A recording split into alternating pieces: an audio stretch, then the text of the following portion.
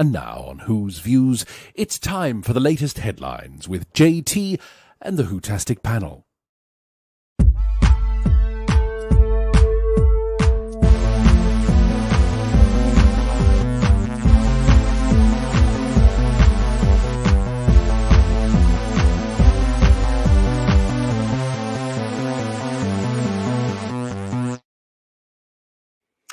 Hello everyone, it's Who's Views, it's Headlines, it's Sunday the 28th of July 2024. How are you? Lovely to see you all. Thank you so much for joining us here for another edition of Headlines. And yes, we've got a, sorry for laughing, but I know what's in the show. We've got another big show for you this evening because yes, it has been SDCC, San Diego Comic Con weekend, hasn't it? Everybody's talking about it. Can you detect any excitement? Because I certainly can't. Really, there's not much excitement around it, but we've got all that to come. Yes, so listen, just before we get started as well, I want to say a huge thank you to all the letters and the messages that have come through this week, as usual. Really appreciate it. So thank you so much. I want to say thanks very much this week to Sean Cryer, Theodore Benton, Frank Spencer 7158, to Pete Harrington, to Graham Dawson, to Alexander Peter Werber, and to Stephen Braddock. Thank you so much for your messages. Really appreciate it. Yes, and we've got some lovely artwork coming up from Stephen in just a couple of minutes as well. First of all, I'm sorry about my voice. I have got a throat thing going on at the moment, so I'm going to croak my way through this show just for you, Who viewers. Absolutely. But thankfully, I'm not alone on the show this evening. Absolutely not. And let's welcome him back from his holiday. I've got Third Doctor Ian with me here. Hello to you. Hi, JT. You're right. Well, apart from the throat, obviously. Apart from the throat, you're looking very rested, though. Yeah, it's been a very good 2 weeks away. Loved it. Devon is gorgeous, very scenic. It clearly wants to be the twin of North Yorkshire. Obviously, it's lovely, and we had a great time. Thank you. No kids. Something I'm sure a lot of people can associate with on that one. Yeah, oh yeah. Welcome back. Thank you. I've missed it. Well, that's good to know. We're going to start actually, though. It would be very amiss of us actually not to start with this piece of news. We did have some sad news in the mix of all the stuff that was hitting us over this weekend as well. And this, of course, was the passing of this lady that is known for Doctor Who fans. This is, of course, Ysanne Churchman, who sadly passed away this weekend. As you can see, she was a grand age. And Ysanne was fondly remembered by generations of Doctor Who fans, of course, for Alpha Centauri, the voice of Alpha Centauri. Oh, do you know, Alpha Centauri, Ian, and you've been a big Third Doctor fan as well. Alpha Centauri is one of those creatures from the Pertwee era of Doctor Who that stands out in my memory as a small child. And it was the voice as well, that very high-pitched voice. I'm not even going to attempt with this throat thing going on just now. You know, it was the voice and that the fact that both Joe and Sarah liked her, you know. Hermaphrodite hexapod. Exactly. But, I mean, gosh, this was sad news as well, isn't it? I mean, another one of our greats gone. I mean, she had a hell of a career, didn't she? I think she was. Was it? I might be wrong. Was it the night that ITV launched to challenge BBC? Yes. That on the Archers, her character was killed off, and it was a major thing, and completely buggered up the launch of ITV. Yes, it did. Fantastic. What a more innocent time. Yeah. You know, the radio show like the Archers could kill off the launch of a TV channel. You wouldn't get that today. It certainly wouldn't. But I mean, stellar career, obviously, and cemented forever in Doctor Who history, proper Doctor Who history. And I've got very fond memories of Alpha Centauri, more from Monster of Peladon rather than Curse, because I didn't quite remember Curse of Peladon, so I only caught that in the 80s repeat. But I remember being outraged when one of the ruffians knocked Alpha Centauri over in Monster of Peladon, and created that creature that just looked like a big knob with a cape on it. Oh, I had to go there. He's so Yorkshire. I'm so sorry, everybody. Listen, I'll tell you who else will have memories of Ysanne Churchman and Alpha Centauri. It's Paul. Paul's joining us now. Hello to you. Hey. Oh, you're on mute. You're on mute. You're on mute. He's never sounded so good, has he? No, can't hear us. You're on mute. There you are. I was trying to say there, typically, we're talking about knobs and I turn up. What can I say? Yeah. But we're just paying tribute, obviously, to Ysanne, Paul, who passed away at the weekend here at a grand age, as we can see there. But how special was this lady and this character to us as Doctor Who fans? She was wonderful. One of my favourite characters. Such an unusual thing to have in Doctor Who. And Custer Peldon is one of my particular favourites. Yes, it is, isn't it? Although I love the Ice Warriors too, and it's lovely to see her coming back in that little cameo she made in the Capaldi episode, The Empress of Mars. That was really lovely. Yeah. Fantastic. Yeah, it was, wasn't it? And it's so sad that she's gone and she didn't quite make it to 100, which is such a shame. Such a shame. I know, it really is. We've got Dalek Eye here saying, loved Alpha Centauri. What a great character. She managed to pull off playing a gigantic eye. Yeah, I suppose when you say that, absolutely. And Mrs. Lisa Pertwee's girl is here saying, I loved Alpha Centauri. Mike Disney is with us all saying, good evening, all. Nice to see everybody. Nice to see you too. Thanks, Lynn. Nice to see you. Yeah, I mean, this was actually quite sad news, actually, when I heard this the other day. It was, you know, it was just it's just a case of, oh, really? You know, it's just, oh, no, really? And yeah, it's bringing it all home here. We're losing our legends so regularly. Not many from that era now, are there? There's not many at all, and we always look over our shoulder. I mean, Tom Baker was trending on X. Oh, I hate that. And your heart just stops, doesn't it? You just think, oh my God, it thinks you just think, stop it. Yeah, I can't stand that at all, because you just assume. Yeah, assume something horrible's happened. But going back to what Ian said about Mortar Peldon, I caught the end of that. When I saw Mortar Peldon, I was really in shock when Alpha Centauri had fallen over. I thought that was quite worrying. I wonder what's going to happen next after that. And just the tentacles doing that was quite comical, but worrying at the same time. So. Yeah. Well, it would have been character, didn't you? You loved the character, and I think there wasn't much that the person in the costume could do about it. Was it Stuart Fell? Couldn't really do about it. Yeah. And you know, you could see, well, you can now see that there was strings holding the various tentacles together, so they all moved together. But when you were at that age and you were watching that, you really believed it. Yes, you really did believe it, and I think that's because the skill that she had with the voice made it so believable and so lovable and likable. Exactly, it's a combination of the voice character and the body movement, the puppeteering that Stuart did, made it work so well together. Yeah, I totally agree with that, because as I said just before Paul came on, it was the voice that always stayed with me. So when the Doctor Who Monster book came out and you've got the pictures of Alpha in there, as a little boy, I could still hear that sort of high-pitched voice. Yeah. You know, it was just wonderful, wasn't it? Wonderful. And as you say, she got to come back a little bit later, which was a big surprise, but a nice thing to do. And of course, she did one of the voices of the spiders as well in Planet of Spiders. So she was she got around, you know. She did. I just want to say thank you to Stephen Braddock, who's I know he's in the chat. Steve, thank you very much for sending in this picture in tribute to Ysanne. That's lovely, Stephen. That's gorgeous. That is. Yeah.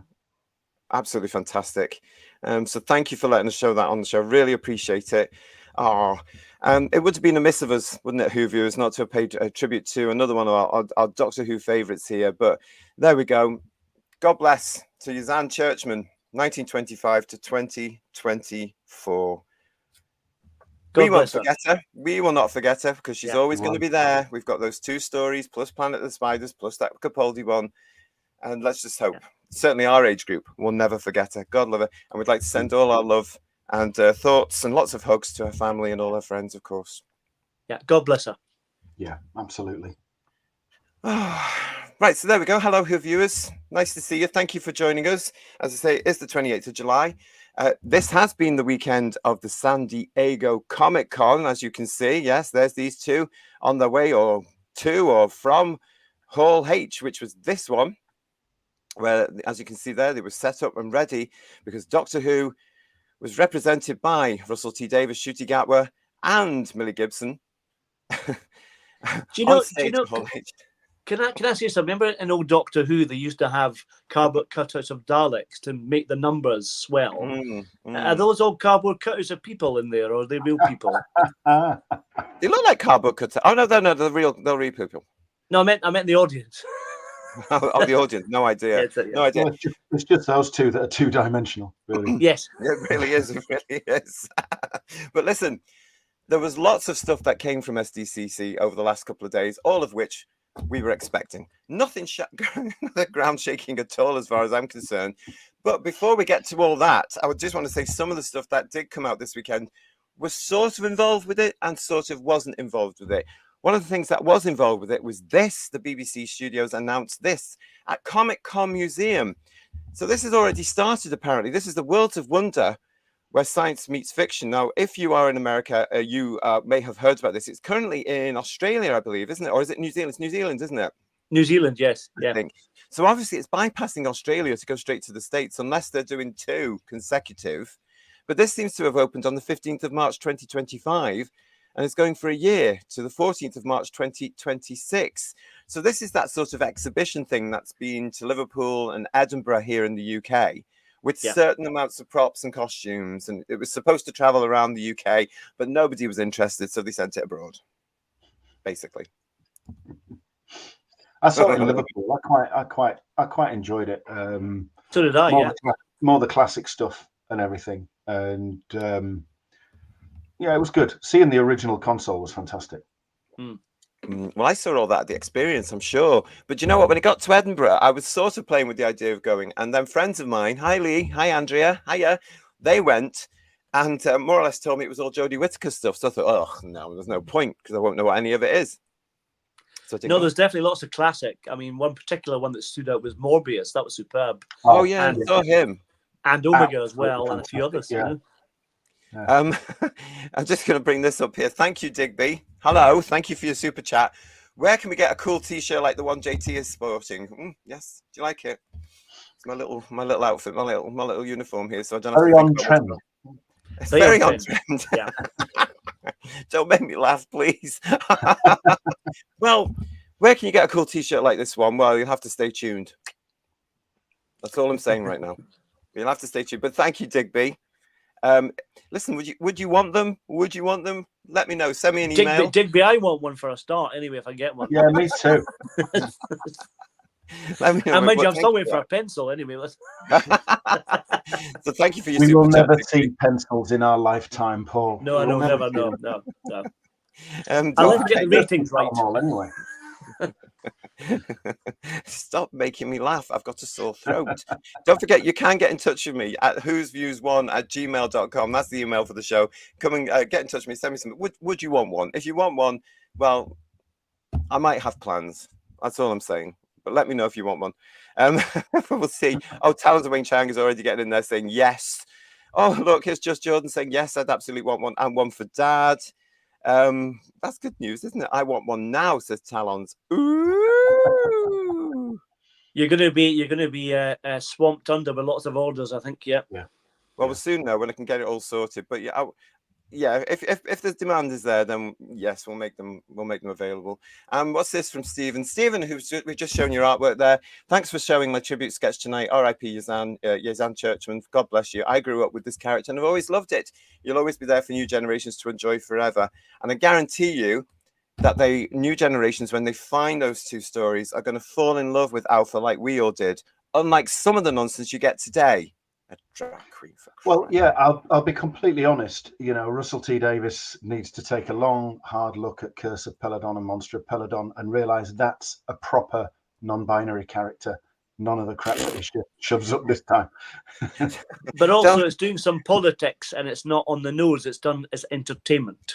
Do you know what, though? He's not going to bother, and we're going to be coming to that, aren't we? Because, we know the spin-offs around that, so we're going to be talking about his attitude a little bit more, because it's the same with all show business people at the moment. As I was saying to somebody from show business just the other day, why are you preaching so much? And she went, I don't know. But anyway, it was nice to see you. We've got Sean. She was very honest and very lovely. I won't mention names. Sean Cryer, Plastic People with a favourable soundtrack by the sound of it. No one word of question. It was the Doctor Who magazine of conventions. That's talking about the whole, Paul, that you were talking about there. Yes. And hello to Richard. Nice to see you. Thanks, Richard, for joining us. Great. In 1985, says Paul H., We had the 2 doctors. In 2024, we had the 2 dummies. And Kirsty is saying to us, Millie looked really pretty, though. Thanks to Kirsty for being in the chat with us, making sure everybody's all right in there. So thank you for that, Kirst. She did look pretty, didn't she? She did, yeah. Let's have, where else were we? Oh, Kev is with us. Kev is saying, guys, yes, the Xmas special looks great, as did the 60 specials. It's the script writing and the constant messaging that will let it down. Yes, absolutely. You could be very, very right, actually. You really could be right. And except Paul H is saying the Christmas special looks like the same old shite. Yeah, well, horses for courses. What can I say? It depends what you like, doesn't it, really? But I must admit, I kind of agree with Paul a little bit. I watched it. I was inebriated when I saw it the other night there, allegedly. And it was okay, but it didn't really grab me much. And Silurians, are they really Silurians in it? What's going on there? Well, we're going to be coming to that, because we're going to come to the trailer as well, because I had to look thrice. I like that word today. Thrice I looked at it and thought, is it? You're still doing Carry On Cleo, aren't you? That's what you're doing. I've forgotten the actor's name now, but it's the guy from The End of Time coming back, and he was under prosthetics in that one, wasn't he?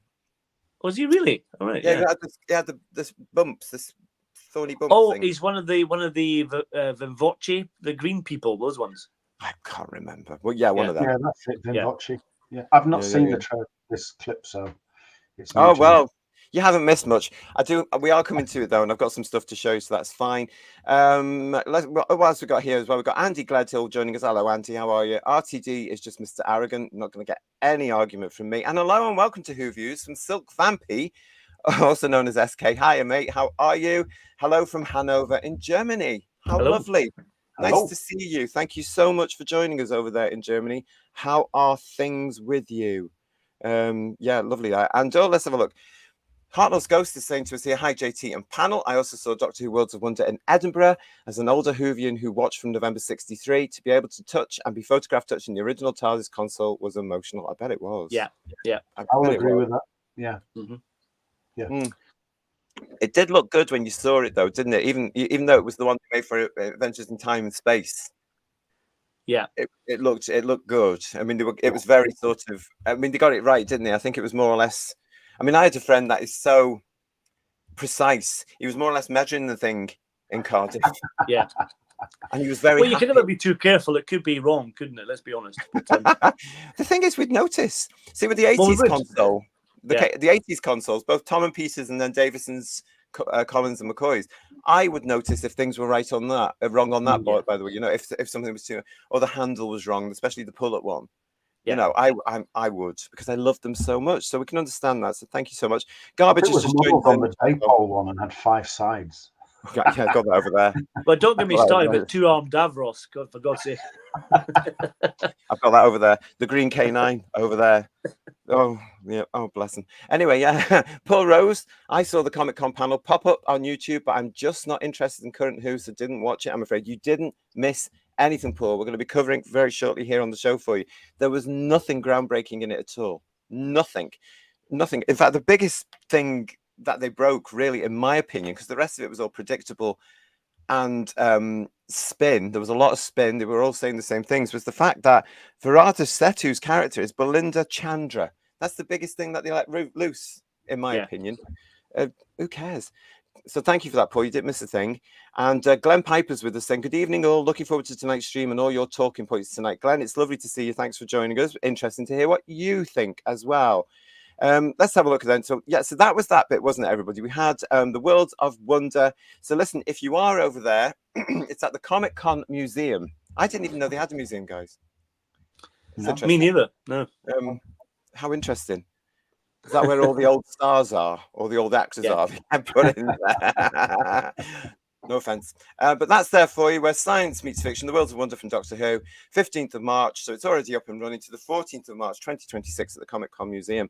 Now, just slightly making a little detour, because we all know how much we loved this particular version of a story, don't we? Last November, the 23rd, to be precise, they brought out the Daleks in colour, didn't they? It dropped on BBC 4. And yes, didn't we all love it? Didn't we? Yeah. Yeah. We were all so impressed with it, weren't we? We all rushed out and cancelled the DVDs and Blu-rays and the steelbooks we all had for it. But this weekend, oh, bless them. I do like silver screen. But by God, you've got a clanger with this one because, yes, they've announced that this is on the way. This is the Daleks in Colour, the music, the original soundtrack from the Daleks in Colour. It's got their music by Tristan Carey. Spot the bits where he does the music, and the rest is Mark Ayres. So, yes, if you fancy dancing away in your kitchen to that Benny Hill schmuck, then you can buy this, pre-order it right now from Silver Screen's website. Nice cover. Awful contents, in my opinion. No, I was about to say that's a lovely cover, isn't it? The Daleks look great on it. It's better than the blooming DVD and Blu-ray version, isn't it? Which was just that standard promo picture. That is much better. That would have looked better on their DVDs and their Definitely, Blu-ray. yeah. But there you go. The Daleks in Colour coming to you if you want it on a CD to pre-order now. That's a pass from me.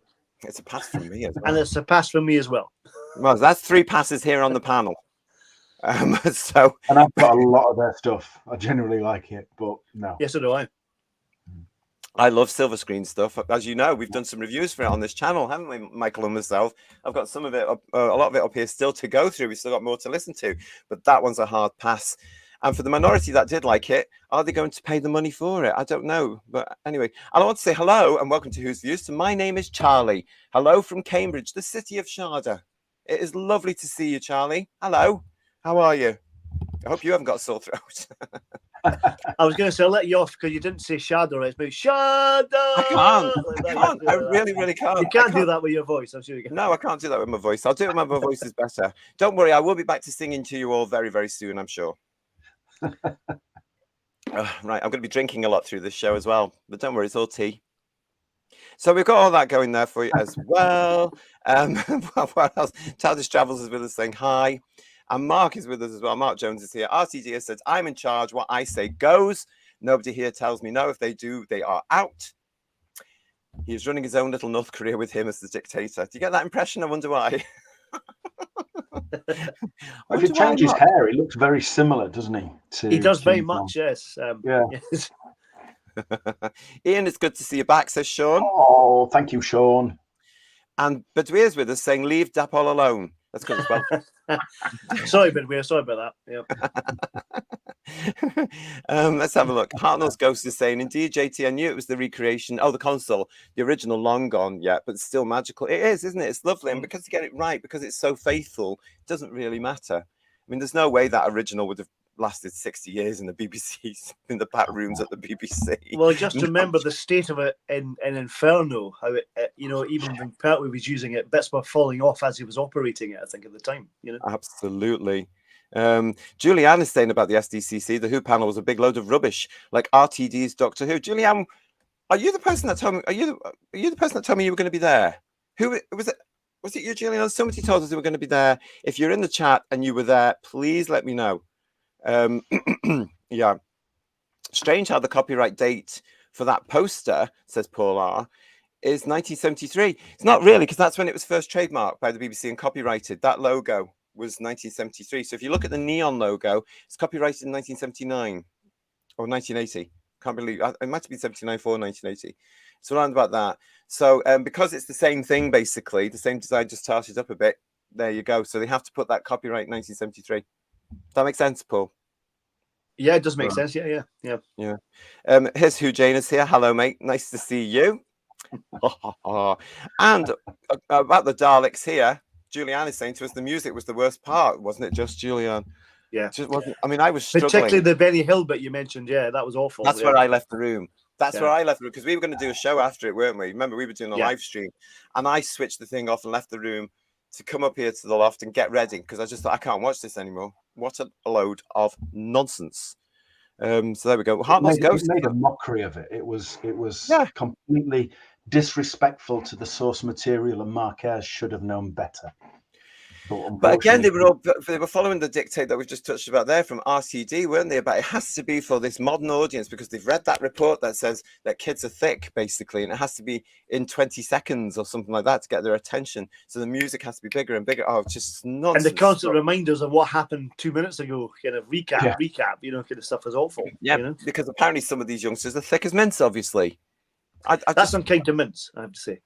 Well, possibly is. Mark is saying to us, no, TARDIS Travels is saying here, Mark Ayres is terrible music on that one. And Hartnell's Ghost was saying, I was also told by one of the staff that I'd just missed Sylvester by about an hour, who'd apparently paid his own ticket and gladly posed and chatted to fans without charging a fee. Oh, good on him. Yeah. It is. That's lovely. It's lovely when they do that, isn't it? I'm not surprised that he had to pay his own fee, though, to be quite honest. I'm surprised he didn't pay with a John Barrowman CD. That'd be nice, yeah. That would have been fun.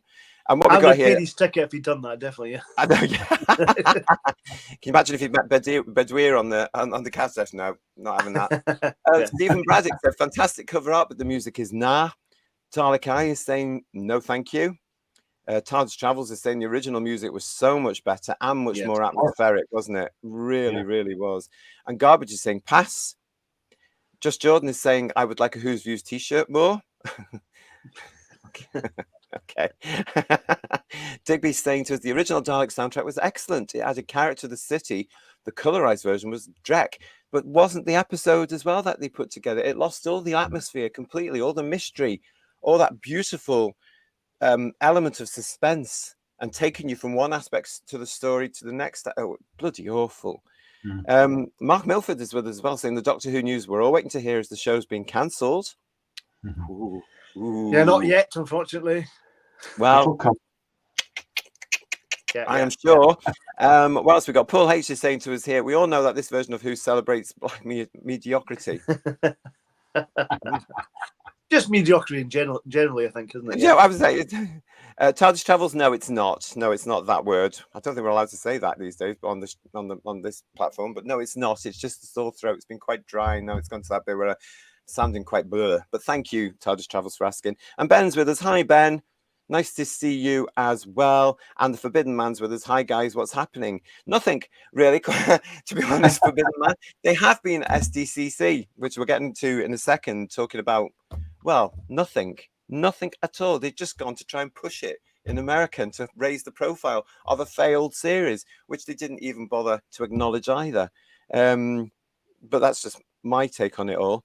I crap recently, says Bedouir, and bought the Daleks in colour because I wanted the 7 episodes on Blu-ray.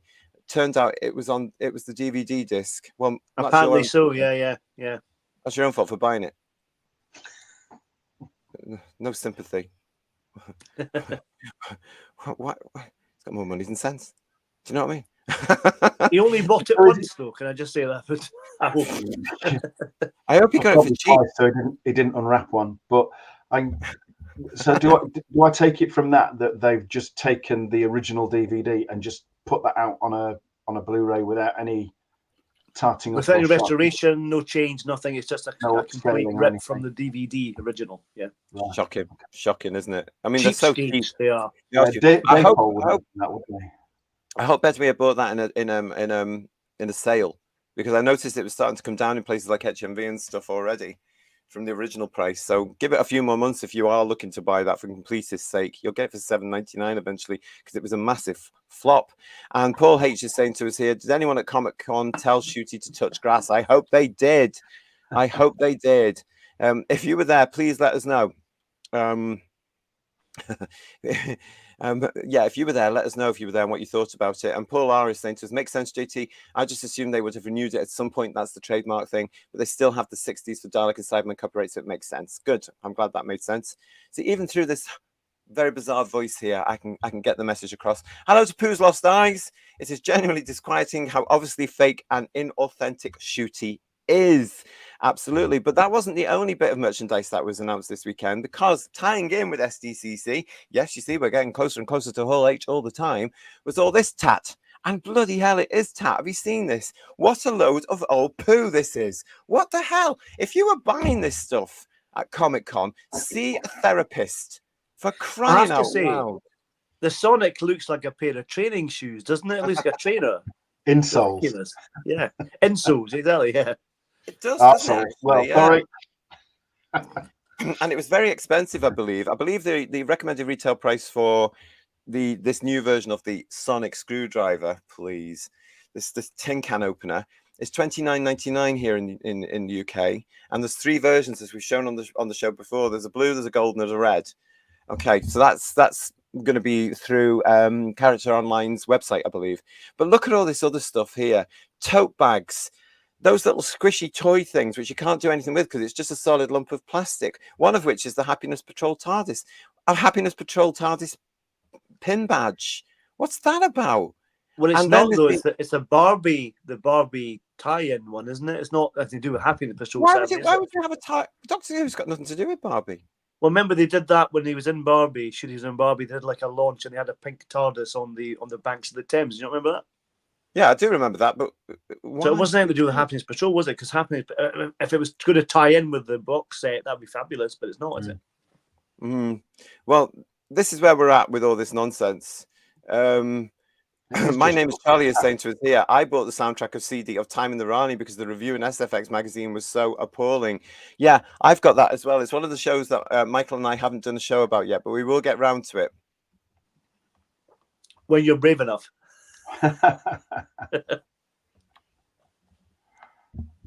Anyway, so yeah, we're going to be coming up to that. I mean, look at this. Look at this stuff. I mean, what the hell are they doing? This is tat. It's utter nonsense. Is that keyring of the sonic screwdriver just sort of towards the right-hand side next to the TARDIS? Is that what it is? Yeah. That's a keyring, yeah. Here's some close-ups of the T-shirts. Honey, I'm here for fun.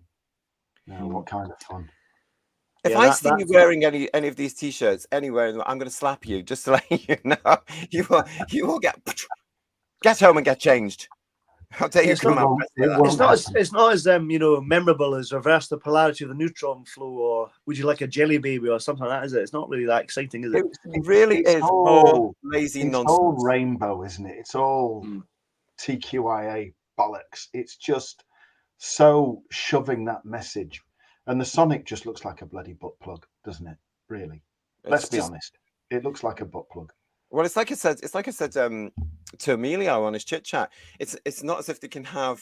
I think it's because they can't have Ncuti holding something that looks like a weapon, because that's Ncuti shooting something. Yeah, that's hard to say, isn't it? You know what I mean? Because they'd be worried about people saying, "Oh, that's all alleged, of course. That's a black guy holding." Do you know what I mean? And yet it's okay for all the actors that have preceded him, and they were all pointing it like a bloody.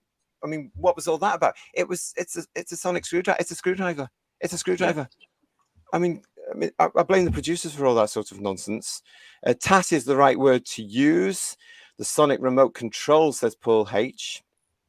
Why a pink TARDIS? Oh, come on. How obvious do you want to get? Yeah, I've noticed, and Dalek Eye saying that, of course, a pink TARDIS, really. Yeah, I mean, as you say there, Ian, there was a certain minority that were going, oh my God, I've got to have a pink TARDIS. Please get a bloody grip and get a job. What else we got here? Terry Tease is saying, yeah, I was about to say, why does the Sonic look like the bottom of a pair of running shoes? And Sir Sydney Rough Diamond is with us. It's nice to see you. That Sonic screwdriver looks hilariously bad. I realise I'm alone, says Just Jordan, but I do quite like the Sonic.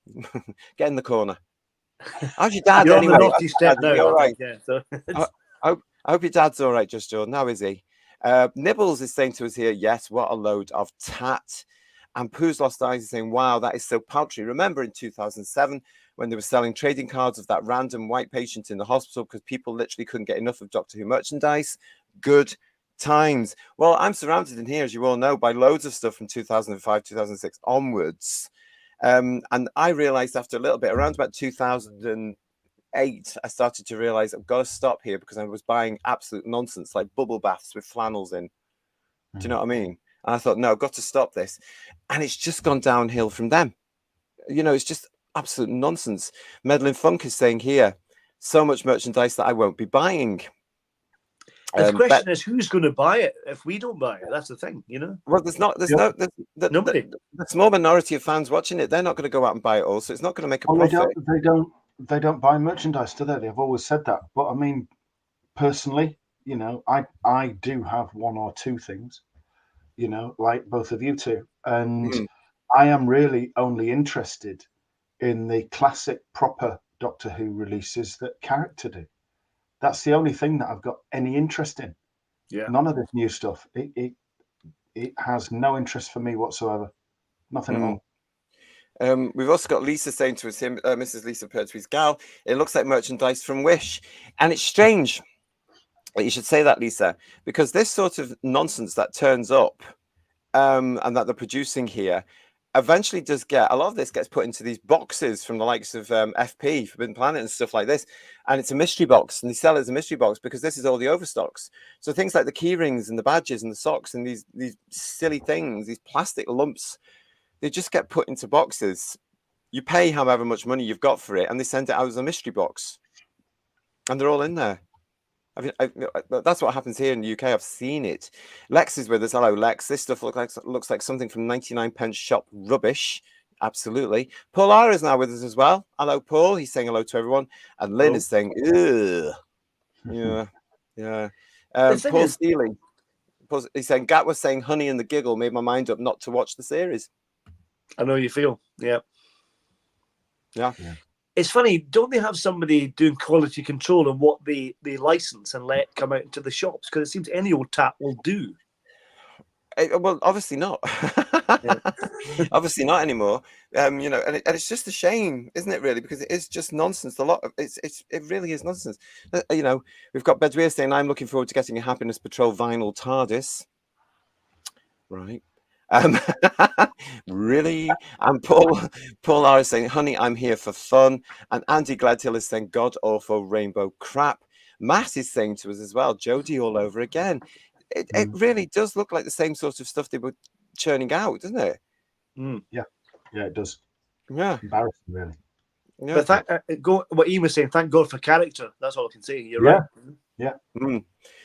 Paul H was asking, did they not have any 15th Doctor action figures with crying action?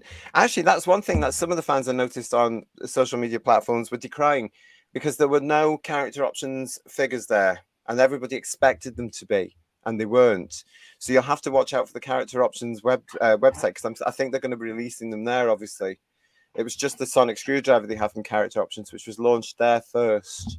Who's the brand manager for Doctor Who now? Because they're missing the points when all the stuff should come out. Like surely all the stuff like for the 60th should have come out at Christmas and then in the spring to tie in with the series, not after it's gone, for God's sake. In the 1970s, the kids' toys, girls' dolls in particular, they were trying to be groundbreaking and different. So I remember my sister got what was called a penny puppy walker, which sounds a little bit dodgy these days, but then it was this doll. You had this what would now be a remote control, but at the time it was just this control with a plastic tube where you pressed one and the other, and it just put a little puff of air down. It made the legs go like that, and it waddled forward with a little dog on a lead. And then another one was called Tiny Tears, and you'd give this baby doll a squeeze, and it would cry. And they should just relaunch that, Shooty Tears, and just squeeze him. It's bound to happen. It's bound to happen. Has to. Remote control in the 70s was in its infancy. I had a remote control car, but it was on a cable, and you had to control it and walk with it at the same time. You couldn't go only so far because the cable was so long. Yeah, happy days. Primitive but happy. Happy days they were. Paul R is saying to us here, the last subverting fans' expectations RTD has in his two books are gender-confused Daleks and changing the TARDIS from a police box. Watch this space. He's so out of control. Anything is possible. It really is, unfortunately. And Glenn, excuse me, Glenn is saying to us, I'm home alone and I'm paranoid someone is downstairs. I went to go downstairs and I thought I heard a shadowy figure, or heard and saw a shadowy figure. I think I might be going mad. Ooh. Now, there's an interesting Doctor Who episode, isn't there? At least it got some suspense in it. It reminds me of Day of the Daleks. But it's where you hear a voice from the Satan pit saying, "Don't turn around." Yeah. That really helped Glenn a lot. That would help. Instead of Toby, you've got Glenn. No, but don't worry, Glenn. You're fine. I'm sure you're fine. And we are here with you as well, because we've got a lot to talk about this evening here on the show. So yes, and we're all here with you as well. Look at that. Everybody's in the chat. What's this from Matt? Excuse me. Matt, the Silent Wee Music King. Why does the Sonic have to look like a shoe insole? Someone smash it up. Well, Well, it's funny. I wonder how they came up with that. If someone literally saw the bottom of a shoe, and a bit like remember when they did the logo for the Doctor Who revival, and the one for Eccleston looks like a taxi, like a taxi logo. You know, that says someone inspired someone. Oh, a training shoe. We'll go with that. Yeah. The same way. Yeah. Yeah. Well, yeah. I don't know how they came up with the design, but they did, and let's see if people buy it. I don't know. It's all weird, but that's what we've got there. Silky Vamp is saying to us here as well. Barbie is a really great film. Ncuti is a nice Ken. Well, I'm glad you liked it. I've never seen it. Is he actually in it at all? I thought he was like an extra in Barbie's. You know, I think all the Kens are, aren't they? Because it's big actor that plays it. What's his name?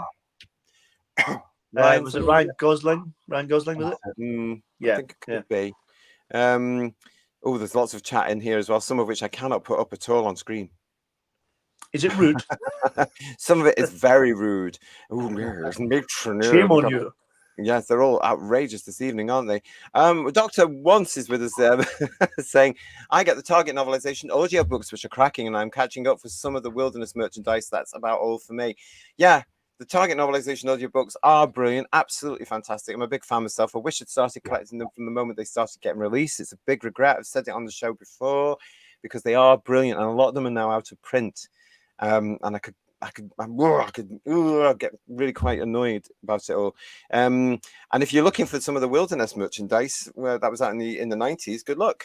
Yeah, good luck, because some of it's still around. Not all of it, but some of it is.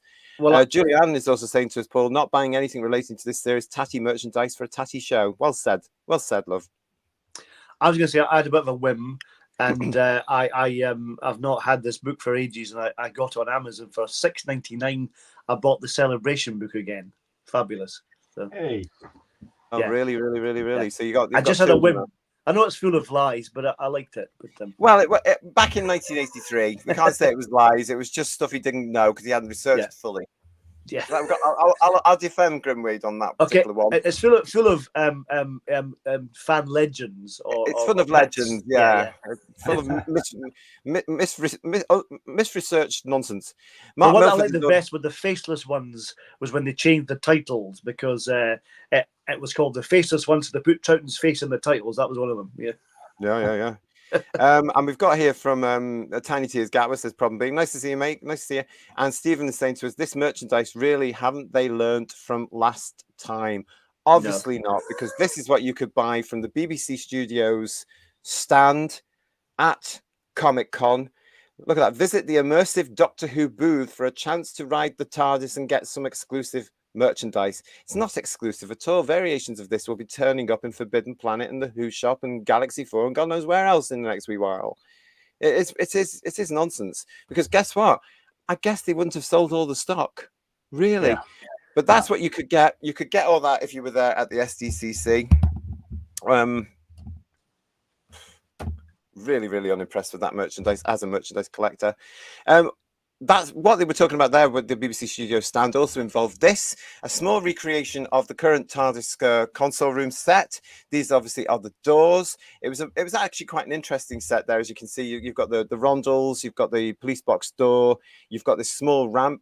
It's exactly that, and you could take pictures anywhere on that ramp. So a lot of people, of course, went up towards the police box doors and had their photographs taken there. Nice thing to do. I mean, obviously some money had gone into this. Usually it's just a stand. Every time I've seen them at places, official BBC places, it's a stand with some staff around, and yes, some of the merchandise is there. Sometimes it's to sell, sometimes it's to present, but to actually have a recreation for a 3-day event, 2 or 3 day event, is quite nice. But I did notice the colours, I have to say. Yes, another pink theme. Yeah, pink and blue and white. Yeah. Can't help themselves, can they? They can't help themselves at all. But yes, so this is us going on, Who Viewers, to the SDCC, where, of course, the stage was taken in Hall H by Russell T Davies, Ncuti Gatwa, and Millie Gibson. There they are there. Yeah, what can we say? Those are interesting trousers Ncuti's wearing, I have to say. You think so? So the glittery baggy trousers, not kind of madness like, but bit flary. Flary, yes, yeah. Definitely women. I often think some of his actual normal clothes, I can say normal, are better than some of his Doctor costumes, to be fair with them. Well, the thing about him is, as a lot of you said in the chat before, is you reckon he's more of a model. Because everything he wears is designer. Yeah. You know, so he must be given a hell of a lot of clothes by all these people to say, can you wear this? So he must be permanently feeling like he's on a red carpet going to the Oscars. Surely. Yeah. Yeah. Because this is expensive stuff he's buying or he's been given or whatever. You know what actors are like. They hardly get anything from anything, you know. Lots of freebies sometimes. That's all I'm saying, allegedly. But do you know what I mean? But yeah, they took to the stage at Hull. Here's some pictures from this that will be presented. There's obviously Ncuti and Millie there. Russell holding court as well. Ncuti with his glittery trousers. Millie looking very happy. And as Kirsty says, very pretty in her summer dress. Meeting fans. He wasn't charging there, were you? No. They had to get in first, didn't they? So yeah, I'm sure he was signing there. And of course, the big screen that we showed before, where you could get to see Russell T Davies in huge, big widescreen. That's all I'm saying on that point. But yes, that was Hall H. That was Hall H for you. And what did they talk about? Well, they talked about absolutely everything that we knew they were going to talk about. And as promised here on Headlines, we did say that when they made it official, we would start to talk about it. And they have made it official. The first Doctor Who spin-off under the Disney Who agreement is on the way, and it's this one. This is from the official BBC website for Doctor Who. The new Whoniverse spin-off, The War Between the Land and the Sea, announced at San Diego Comic-Con. So of course there's been lots of speculation about this over the last few months, haven't there? Actually since Christmas, I would imagine. Lots of speculation, a lot of people jumping a little bit ahead of the gun in recent times as well, saying, oh, it's been confirmed, it's been confirmed, it's been confirmed. Hadn't really. That was the official announcement here at Comic-Con, as we thought they were going to do as well, because what else would they talk about? What else did they have to present at this big thing where all the franchises and all the geeks get together? What else were they going to announce? Of course, they were going to save it for that. They have announced the cast, or part of the cast for it here as well. Joining Gemma Redgrave and Alexander Devrient as their usual characters from Unit from Doctor Who, we've got Gugu Mbatha-Raw. I hope I've said that right. And oh, look, surprise, surprise! It's Russell Tovey. But it's interesting. They were nearly right. It's Martha's sister, not Martha. Yeah. Yeah. So, but it's not. They are playing two brand new characters. Yeah. Yeah. These two are playing two brand new characters, because of course these two have been in Doctor Who before. Have you mentioned there? Gugu was in series 3 as Martha's sister, and Russell Tovey was in the Christmas episode with Kylie, of course, which was Voyage of the Damned. But it has been confirmed that they're playing new characters. So let's have a look and see what else came through on the BBC's press release. Russell Tovey and Gugu Mbatha-Raw lead the cast of new Doctor Who spin-off series for the BBC and Disney Plus, alongside Doctor Who alumni Gemma Redgrave and Alexander Devrient. Today, Friday the 26th of July, the BBC and Disney branded television, good grief, that keeps going on with names, doesn't it? Jointly announced their first brand new Doctor Who spin-off. That is frightening. Their first brand new Doctor Who spin-off, titled The War Between the Land and the Sea, during San Diego Comic-Con. The series is created by Doctor Who showrunner and executive producer Russell T Davies, who has written the series with Pete McTeague, A Discovery of Witches, The Pact, and Doctor Who. Leading this 5-part series is Russell Tovey and Gugu Mbatha-Raw.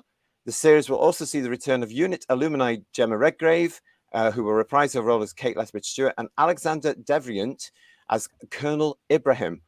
I have to say, I keep getting him confused. Colonel Ibrahim, I keep thinking of the Smurfs. I don't know why. Anyway, when a fearsome and ancient species emerges from the ocean, dramatically revealing themselves to humanity, an international crisis is triggered. With the entire population at risk, Unit steps into action as the land and sea wage war. Russell T Davies, showrunner, writer, and executive producer, said, "I'm so lucky to work with such a magnificent cast. And this is a huge, muscular, thrilling drama which will shake the Whoniverse to its foundations." I'm hearing all this again, guys. When the Doctor's not in town, the whole of humanity is in trouble. You see, it's just predictable stuff. This is what we could have said a couple of weeks ago, isn't it? We could have said, oh, he's going to say this. Muscular is a new word, though, guys. Yeah. I mean, I'm optimistic that possibly, if it's a 5-part series, they might do it like Children of the Earth, Torchwood, the best one. It might be quite good, but I'm not holding my breath. Yeah. I'm not holding my breath. Yeah. I have a feeling that it's going to be for a slightly older audience in a similar vein of Children on Earth, and it will be shown on BBC. Well, we've had it confirmed it's BBC One. So it's BBC One, and I reckon they might do it over 5 nights as soon as they can, to be quite honest, because they start filming this month. In the next 3 weeks, they start filming the thing. So as we've predicted before, it's all ready to go. And the guys are all back now from their well-earned break, doing 2 series of Doctor Who back to back. So off they go to film this thing. 5 episodes put together. And I can see it dropping all on BBC iPlayer at the same time, all on Disney Plus at the same time, but over 5 nights on BBC One to try and get that audience back. Do you know what I mean? In a desperate attempt, I think, Who viewers, to say, well, look, we've got this, and then Doctor Who's back. So I reckon we'll get this at some point in the new year, very early in the new year. I can't actually see them now putting it on later next year because the cat's out of the bag. What do you guys think? Well, I think they need to capitalize on the gaps between the series to try and keep it in the public's eye and try and make it more interesting for people to watch if they can. But I think the bus is gone on that, to be honest. I'd agree with that. I think they'll be desperate, like you say, to maintain interest. But the problem is there's no interest to maintain, and I don't think he can write anything that doesn't have a message to his agenda in it anymore. I just don't think he can resist it. I don't think Pete McTeague will have a degree of control over it. So if Russell T Davies says it's going to have this message, then he either goes with the message or he wouldn't be in it at all because he'd be out. So I don't know, but I don't think he can resist messaging. And I think my gut feeling is they'll fuck it up. Sorry. Yeah. Watch language. Watch the language, everyone. Is Pete McTeague co-writing in the same way that Phil Ford did with Stephen Moffat and with RTD? Same kind of like sharing kind of credits, sharing the episodes, or is it a mixture of the Not two? sure. Not sure. I'm not. It just says co-writing, so I would imagine. So they might do a similar thing. Yeah, but that's all. They haven't gone into it, but there's going to be more coming out of this Who viewers in the next few weeks as they get into filming. So we will, of course, be returning to this as those headlines drop, because this is only the start. This is them starting now. We're going to see more coming up. There's going to be more casting to be announced because it's not just the 4 of them, obviously. There is speculation going on as well, of course, that those 2 will be playing Sea Devils themselves, which would be, why would you put Russell Tovey that means they're going to do the modern Silurian thing with them, which would be absolute crap. So well, I don't know. Would you think they'd have to keep the Sea Devils at least relatively Sea Devilish, because they've only had them on recently, haven't they? So they don't care, do they? That's the thing. Yeah, true. No, that's true. They don't. They don't know. No. I don't know. I've got a feeling they may actually. They can't really do that. I reckon that these 2 will be playing some sort of human character because it's all set on Earth, obviously. We're going to have to see. They're going to be announcing more as it comes up over the next few months, obviously. So we will be here to talk about that. Andy Gledhill says this could be worse than the Legend of the Sea Devils. Muscular drama, says Lynn Hobday. Yeah, it's interesting his choice of words there. You know, I'm thinking he's thinking it's a body drama. But I think the guys are right here. I think it's going to be that fine line. Whereas, you know, when we come to watch this, we should be asking things like, right, what is the difference between this, the flavour of this, and the flavour of Doctor Who? Because Doctor Who was beyond juvenile. So which audience are they going for here? Are they going to be going for their usual audience of flag-wearing personal pronoun users, or normal people, quite frankly? I don't know. So we'll see, Lynn. Garbage is saying, here's RTD goes again. Amazing people, blah, blah, blah. Yeah, it's all the spin. And Cecilia Rough Diamond saying the eco message will be strong with this one. Yeah. Oh, Paul's also saying to us here, Ian, look at this. But 14 is just up the road living with Donna Noble. Yeah. Do you remember those Future Earth stories that were in a few issues of DWM back in the day in the 90s, where the Silurians were working in harmony with UNIT. Do you remember those? I do vaguely. Yes, I do. They were really, I really enjoyed those. I thought they were really, really good. It's a shame. If you're gonna look for inspiration for spin-offs, I think you should go back to Doctor Who Weekly, because those back strips were ideal. Brilliant. You know, and you can't touch them like they did with the Star Beast, because they ruined the Star Beast for me. Yeah. What you would have to do is you'd have to pay those original authors and be absolutely 100% right with those stories, because they were a universe of their own. Yeah. I remember one particular one where the Silurians was great, an early weekly one when they had, I think when the Silurians had a human as a pet, and he made a crown for him. Crown. And put a stone in the centre and covered his eyes so that he was protected, and the human killed the Silurians. It's a really, really great, gritty story. It's fantastic. And this was Doctor Who Weekly. This was for kids.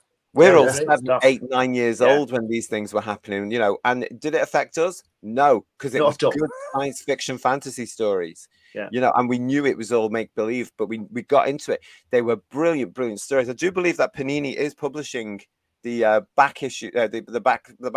What am I saying? The back of the comics strips. Can't remember what we call it. They were like B strips, weren't they? Yeah. Like B movies. They were like B strips. There was another one, Business Unusual. That was the Auton one. That was a cracker as well, I remember. They were all brilliant, but there's the spin-off stories there. There's the spin-offs, because they would look brilliant on the screen today because they were ahead of their time. They still are, to be quite honest. But they were good, solid stories. If we're talking muscular RTD, then go and look at them, because you know them, you've read them.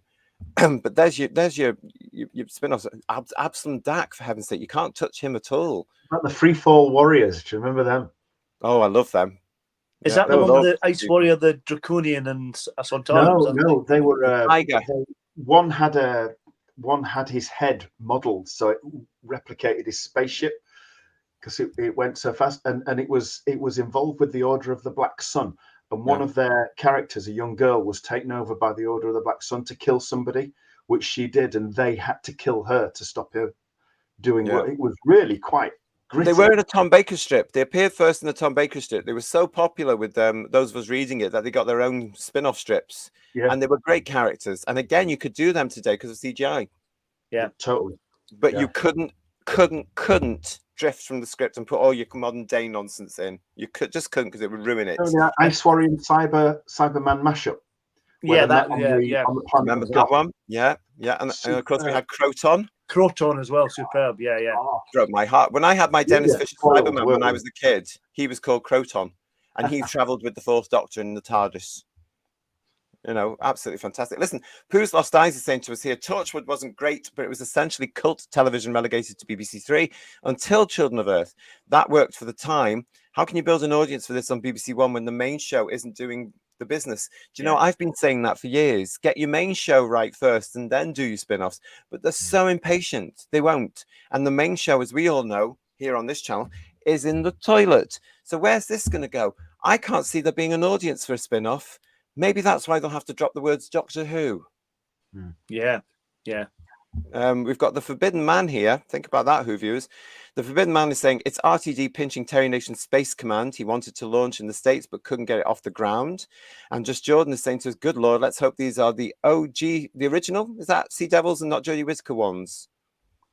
Well, the Jodie Whittaker ones weren't bad. What I'm more concerned about is the fact that they're going to make them humanoid like the Silurians were, because I've said this many times before, there's a great Doctor Who Confidential. They had a maquette of a head of a Silurian. It was going to be the actual one for the new series. It looked like an original, superb, but then they went with the Neve look, which is awful, But...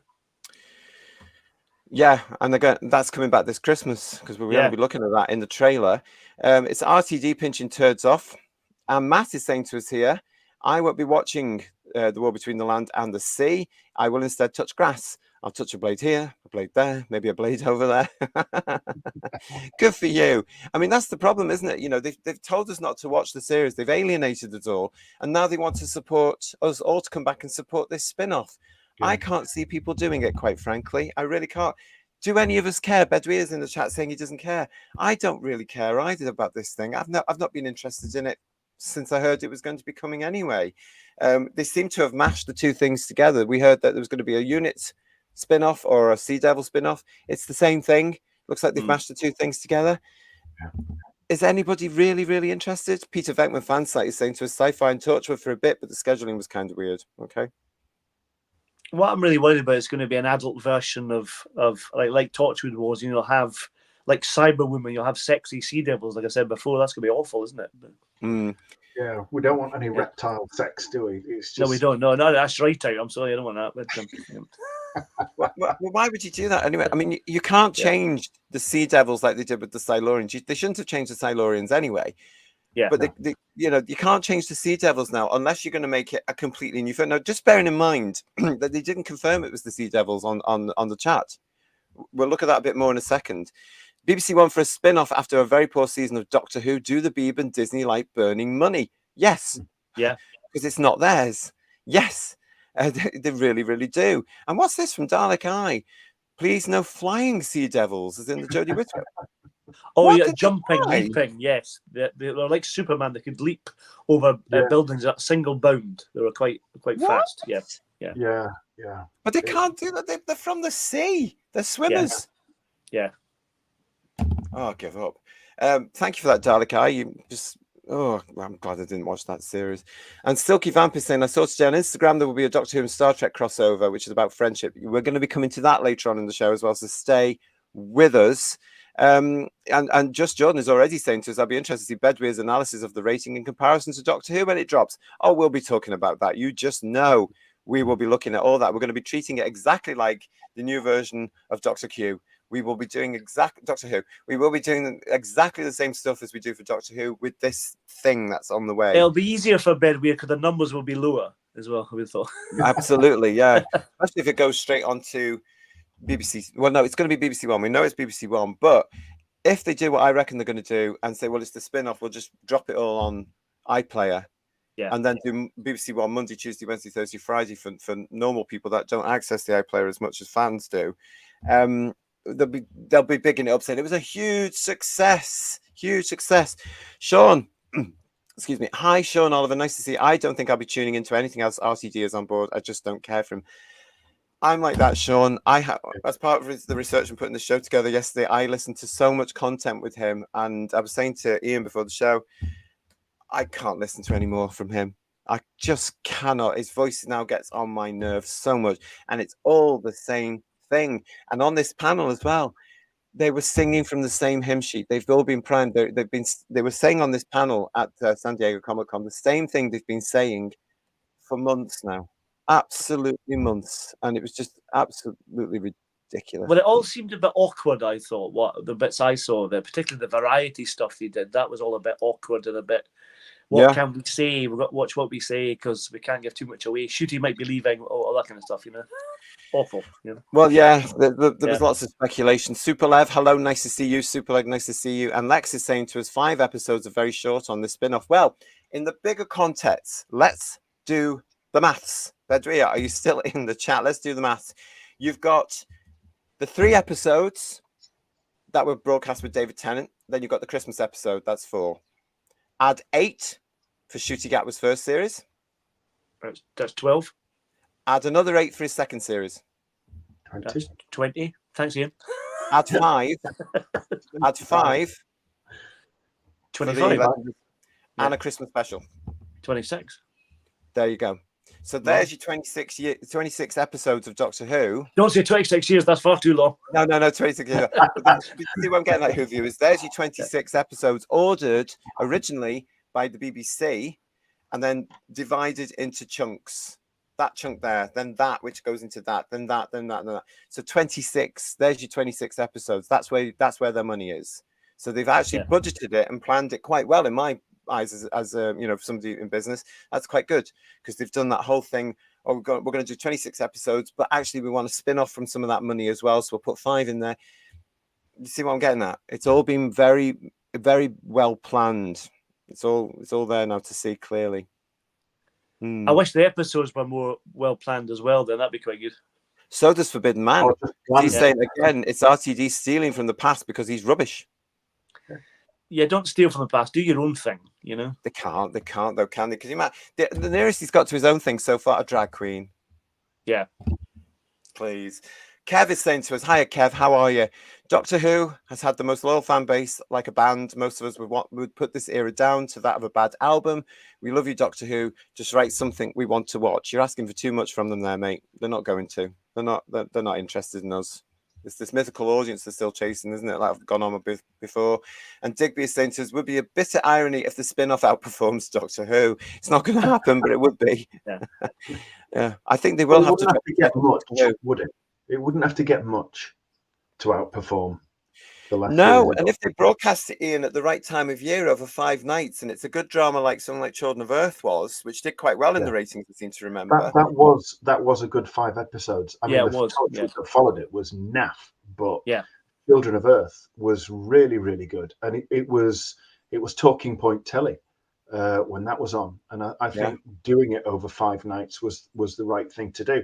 If they do something that's Doctor Who related now on the back of what we've just had in that abomination, doing it weekly, it'll die on its backside. There you go.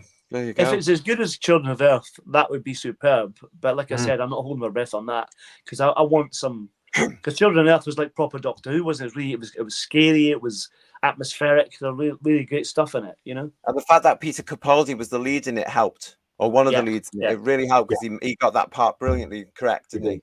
Absolutely. And John Bannerman was very good in that as well. I have to say, he's a very good Captain Jack in that. Yeah.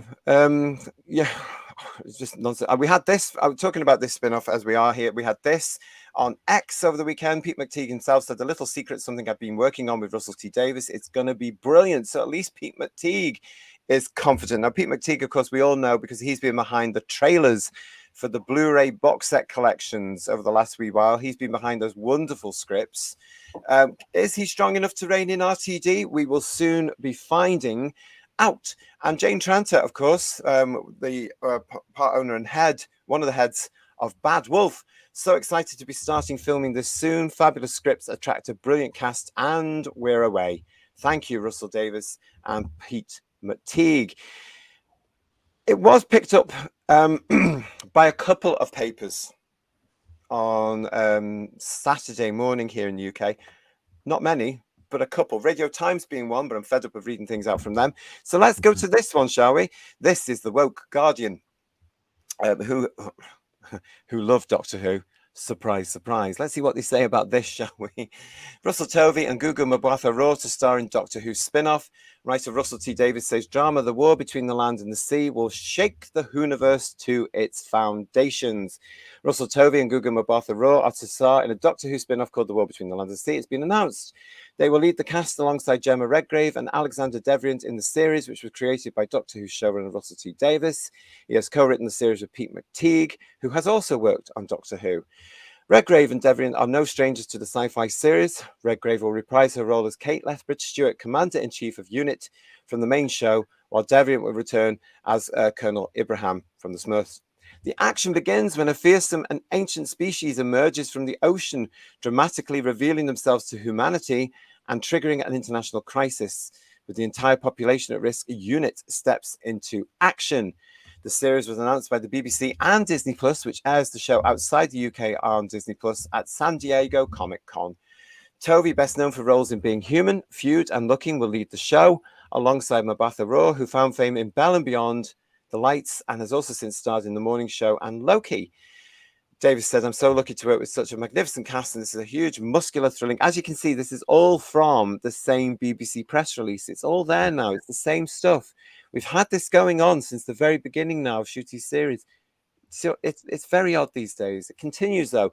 Lindsay Salt is the director of drama at the BBC and added, "The War Between the Land and the Sea is another utterly unique and gripping drama from Russell T Davies, and we're delighted to welcome the show to the Whoniverse." Featuring a stellar cast with Russell Tovey and Gugu Mbatha-Raw taking on leading roles, this brand new epic miniseries will leave the audiences on the edge of their seats as they watch Unit take on one of their biggest battles to save humanity. Filming of the series begins next month. That'll be August, and the director will be Dylan Holmes Williams, who has previously helmed episodes of Doctor Who. Now, in also one of the articles, all the articles went through the same thing and printed the same stuff, but in the Radio Times one, it did actually say that it was BBC One that ordered this spin-off originally. They wanted a Doctor Who spin-off. And so they're getting 5 episodes. There you go. That's interesting, isn't it? Mm. I still think, I mentioned to you, JT, didn't I, before the show? I still think, I'm not trying to overthink it, but I do think the war between the land and the sea does have a little bit of a resonance with the phrase "from the river to the sea," which has been very anti-Semitic and thrown around in the last few months. And knowing how lefty they are, I don't doubt for a second that there's something deliberate about that. To be honest, it just invokes that. It can get confusing, and can you imagine? I mean, it's such a long title as well. They could have come up with something else, surely. But yeah, when they start to publicize this, it's going to get criticized. Yeah, it will get criticized because it's too near the knuckle. And they've had their chance to change it now. And of course, they're so damn arrogant and up themselves. They're not going to, are they? Going to say, no, that's what we've decided, and that's what I'm going to keep going on. Ben is saying to us here, sea devils want war because of pollution. It sounds okay, but it needs to be done right. I get you. I get what you're saying there, Ben. It does sound right, but I've seen it before somewhere. I've seen it somewhere before. Aquaman, was it? Yeah. Aquaman 2? Yeah. Do you not think, actually, Who viewers, while I remember, going off on a slight tangent here, are you not seeing an awful lot of similarities with what goes on in the Marvel universe and their stories to what Russell T Davies is writing? Is it just me? No, definitely. Do you think he's been similar. inspired by other things? Yeah. Do you think so, Paul? Because I'm seeing Yeah. things that he's coming out with, and I think, oh, that's been done. Where have I seen that before? Oh, yeah, it's Marvel. Oh, yeah, it's DC, but mainly Marvel. What do you think? I think so. There are definitely similarities, and Aquaman's DC, but it's comic book stuff. So he's copying different areas, different genres, and that kind of stuff. And certainly, the last season was very much, you could see influences of all the comic book stuff and all the kind of Marvel spin-offs that they have on Disney Plus. Definitely, yeah. See, this is what I think I said it on one of our, or maybe on more one of our review shows for that awful nonsense that was churned out the other month. It seems to me that he's dried up of ideas now. That's he can't write sci-fi. He can't write sci-fi. The last 8 episodes have shown that, haven't they? I mean, he made this huge point about the fact that this was a series 1, a new jumping off point. You did not need any background knowledge of what had gone before ever, and he's trawling stuff up from Tom Baker as the main running theme of the entire series. And he's also back referencing Susan, who was in episode 1 in 1963. But yet you don't need to know anything about it. Why not just do it new? He can't, because he is completely barren of ideas, and he is just plagiarizing and ripping off other people's work. And well, I think the Pantheon of Gods idea as well is very, very Marvel based, you know, in terms of like there's always a massive like Thanos-y type things. There's all that kind of same kind of thing, isn't it? Yeah. But I just think a lot of the stories that we're getting now, a lot of the plot lines, been there, done that. And Doctor Who was always fresh. It was always original. Okay, yeah, we had the things like the Brain of Morbius, which is Frankenstein. Yes, that's fine. You can get over that, but not constantly. And it was always fresh. And I think that's the difference now, isn't it? I mean, in our day with Doctor Who, with proper Doctor Who, it was different authors all the time. And now it's all about RTD. It's all about RTD. It all comes from his head. And I think by the end of series 2, and I think definitely by the end of this, when we've got 13 episodes, including this thing, I think we'll be able to see great fatigue, to be honest. But let's have a look. We'll come back to that. Shempmeister, thank you so much. Nice to see you on X as well, mate, by the way. Backup stories. That's the word I couldn't remember. Thank you, I'm blaming the throat. That's what I'm blaming. But thank you. You're absolutely right. What else we got here about that? Superlev is saying, I've started watching Pertwee again. Classic stuff. Glad you are. You're going to like it here on Who's Views then in the next couple of months. That's all I'm saying right now. But you're going to love it. You're going to love what we've got planned coming up for you, if you liked all that. Mark is saying to us as well, our resident poet laureate, if it's on Disney Plus, it will be 100% cult-based content, note choice. Yeah, I agree. And Nibbles, if I have to do Doctor Who spin-offs, they should do the original spin-off, The Destroyers. Probably couldn't get the rights to it. Yeah. And again, I think it's probably because it's problematic. Davies, says Paul R, is not interested in Who this time. It's just a platform to him to push the message. And as we've been saying off camera as well, possibly for his own sort of career now. He's at this stage of his career now. Maybe he's looking to try and get into American television. All alleged, all theories. Who knows? Well, it was based there for a few years anyway, wasn't he? After he stepped out of Doctor Who last time. Yeah. I don't know what the hell he was up to when he was doing that, but he was definitely there for a few years. Yeah, because they were supposed to develop all their business aspirations over there, but unfortunately he had to come back to the UK for personal reasons. So he had to give all that up. But Julie and Jane stayed there and made up Bad Wolf. They learnt about how things were doing over there. They did produce, as a lot of you were saying in the chat, they did produce Miracle Day though, and that was bloody awful. It was, yeah. Absolutely dire. It was terrible. Can anyone remember that? Sea Devils have fashion changes in their costumes, says Lex. Peter Davison era, they were dressed as the samurais, and Whittaker era dressed as Jack Sparrow. Okay. I didn't mind the look of the Sea Devils and the Legend of the Sea Devils. They look quite good. The episode was appalling, but they look good. Yeah, I just prefer the John Pertwee look with this. The string vests are perfect. They really are. Yeah. What's wrong with that? What's wrong with that? And it could now tie in with what we know is going to be rubbish on the seabed as well, couldn't it? Because they could have got caught in all that fisherman's wiring. They've got bottles of water and stuff like that, plastic bits and things like that. Yeah. You just never know. I don't to think what's caught in their string vest, to be honest. But yeah. Talons of Wayne Chang is saying to us here, I'll be touching seaweed. Well done. That's great. And Sheila B, I'm late to the party. No, you're not. Nice to see you, Sheila. We are talking about all sorts of stuff here. And I do have a sore throat, so I'm apologizing right now because I have to keep talking and my throat's drying very quickly. But you're not, Sheila. Nice to see you. We are talking about Russell T Davies, Millie Gibson, and Ncuti Gatwa appearing at the SDCC. And all the stuff that wasn't given away on their panel because they talked, Sheila, about everything we were expecting, including this new 5-part BBC One ordered spin-off, The War Between the Land and the Sea, which these two are very, very, very, very excited about, aren't you? Woo! Yeah. And which everybody in the chat is as well. Paul H is saying to us here, though, the only thing I'm currently excited for is the rest of the collection sets. Me too. Yeah. There is a lot. Forbidden Man is saying pink Sea Devils. Yeah. Yeah, I mean, as I say, there's going to be an awful lot that's going to be coming along as we get more into this. They start filming in August in the next couple of weeks. It's all go for them. Oh, I don't know. I'm sure there'll be leaks of photographs and location stuff and blah blah blah, and we'll get some more images of what's going to happen. We will. And what will happen is what we will do is we will look at all that, and as usual with headlines here, we will be talking about it. So keep an eye on it. Make sure you subscribe to the channel. Make sure you are still subscribed to the channel, and keep an eye on the show page, the channel show page, for notifications as to when the next shows are coming. You can also look at our Who's Views Instagram and Who's Views Facebook page. It's all there for you. The Facebook page is basically like a Radio Times of when the shows are coming up, so you can see it all there. So yes, have a look at those if you haven't found those already. And yes, Kirsty will keep you entertained over on Instagram as well. The usual suspects, says Schempmeister, the usual suspects are saying this spin-off is proof that Doctor Who is a success. No, it was part of the original deal with Disney Plus. Well, as the press release said, it was actually originally ordered by BBC One. And what they've done, of course, is don't forget Disney Plus and their distribution deal and their investment came in as they were actually filming the BBC Studios and Bad Wolf show, which were the specials, the 60th anniversary specials. And that was when that came in. Okay, that's when the deal was done there.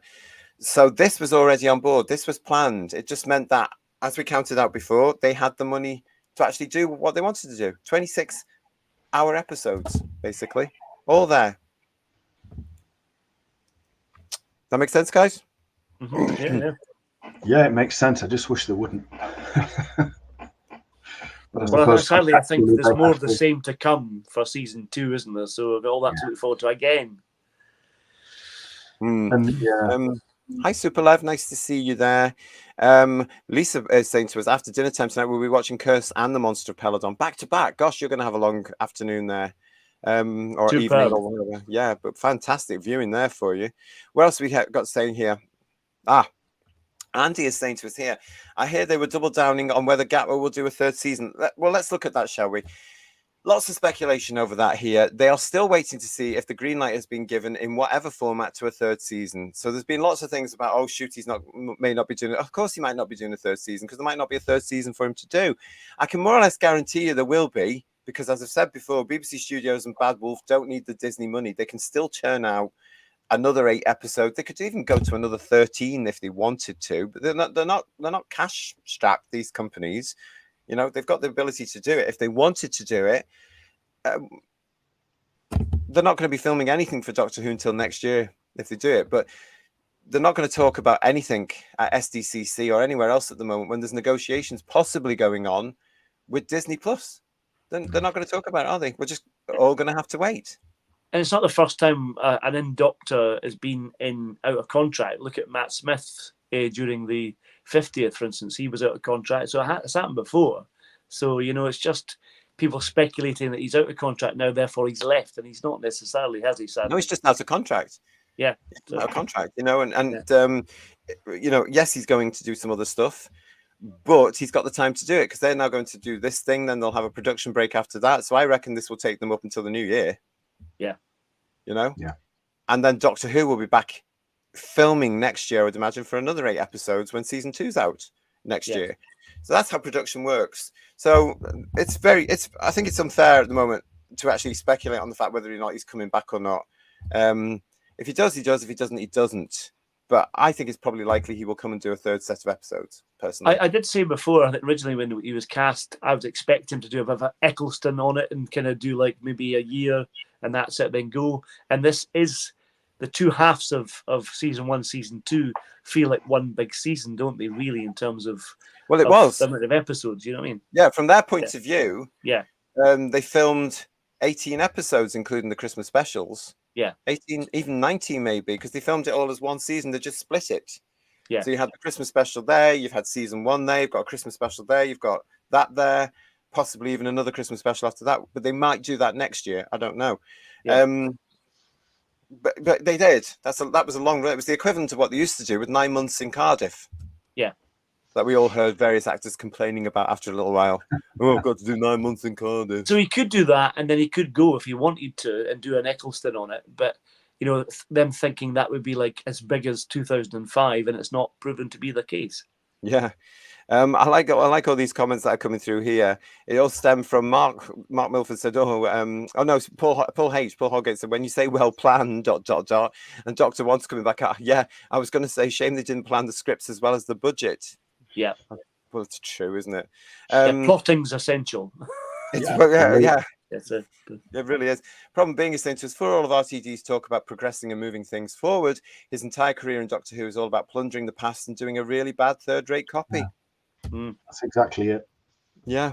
No, that's a good point, that, isn't it? Thanks for that, Lee. Really appreciate that. It's a very good point. And Peter Venkman is laughing. And Dalek Eye is saying, yeah, the Mirror tabloid has implied Gatwa may leave after season 2. It's just because the third series hasn't been greenlit yet. They will do something, if only just to get at us all. And just to wrap it up, you know, and try and save face. Yeah. Paul R is saying to us here, if the spin-off has the same management team behind it, and I presume it does, yes, it does, it will just be more of the same. I may give it a go out of curiosity as it is devoid of fruity Gatwa. I'm expecting a little cameo, possibly towards the end. Oh, but David Tennant will be in it instead. That'll be it. So. No, David Tennant's not coming back. He's not coming back. No, he's confirmed it several times. He doesn't want Tennant back. He doesn't want Tennant back. He even went so far as to say that the 14th Doctor has been swallowed up by whirlpools in Venice and all this sort of stuff. So he's now gone. Do you really believe that, GT? Surely I actually do, because I think he's getting fed up of people saying, when's David Tennant coming back? And he's not. He's been written off. You know, and I actually do believe him on that one, to think, no, I'm not working with him again. It's done. His time is gone. And I can see him getting a little bit sort of when people ask him about it. Do you know? So why did he just kill the 14th Doctor off then? Why did he keep him alive? It's bizarre. You know, that's his own fault. Yeah.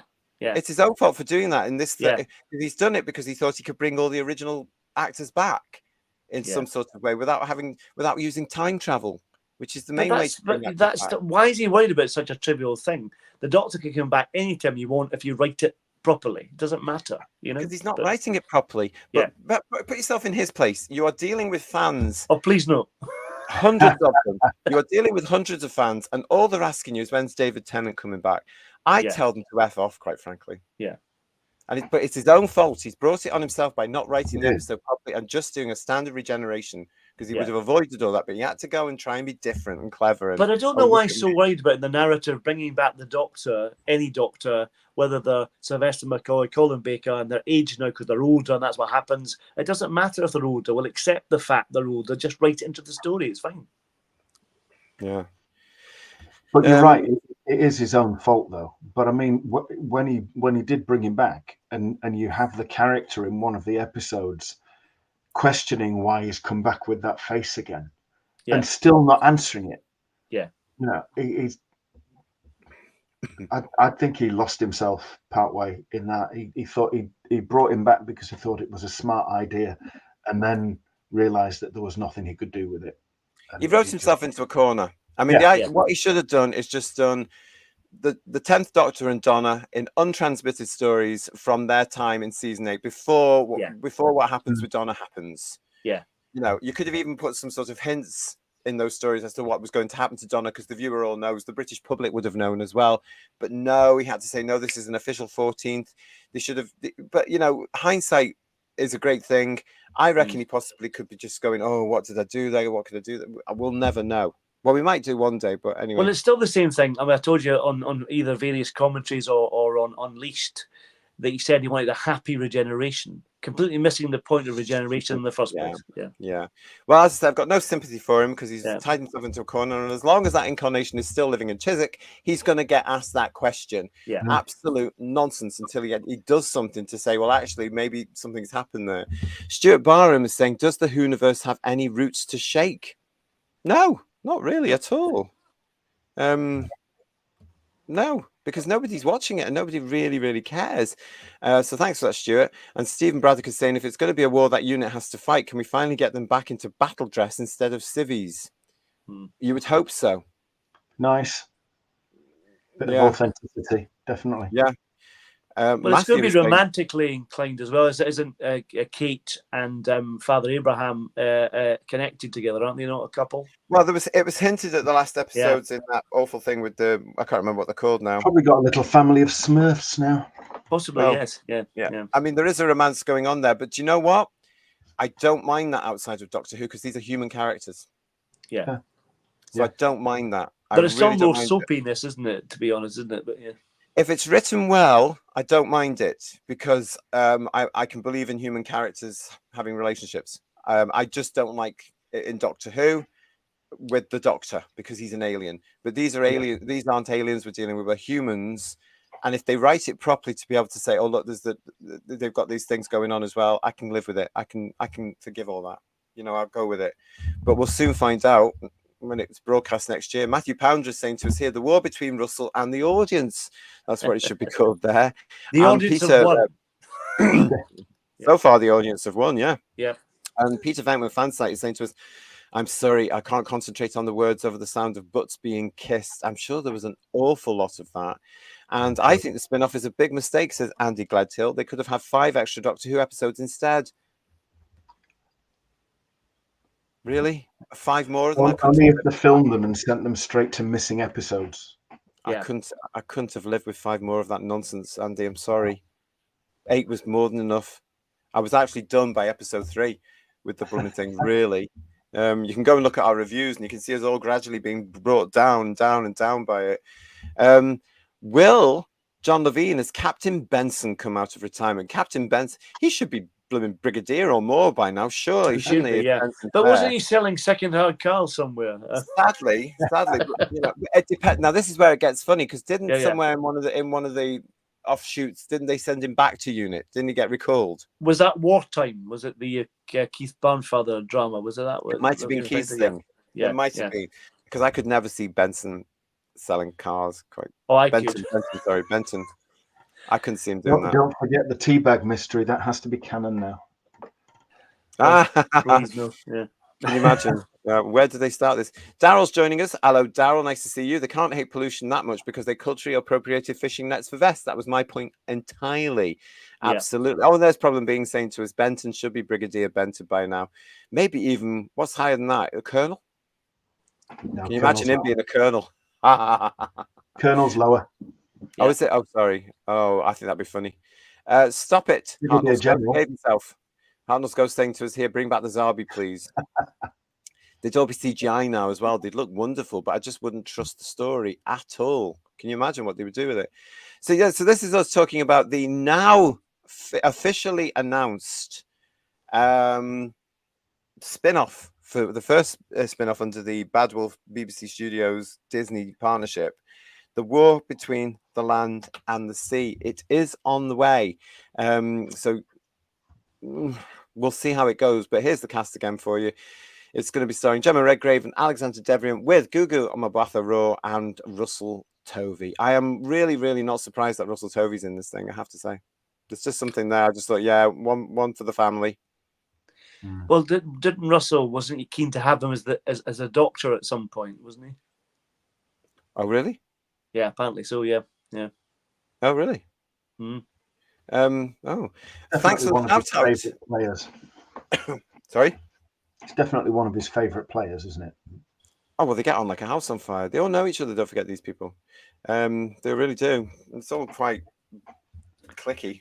You're very welcome, Shepmeister. Thanks for the shout-out, JT. I got up at 5:40 a.m. so I could watch this live. Yes, it's nice to see you. Thank you very much. I hope you've got some tea or coffee there to get ready to start your day. But thank you so much for getting up early to come and join us live. It's nice to see you, and you're very welcome for that. And Demorpin is with us. Hello to you with that wonderful picture there.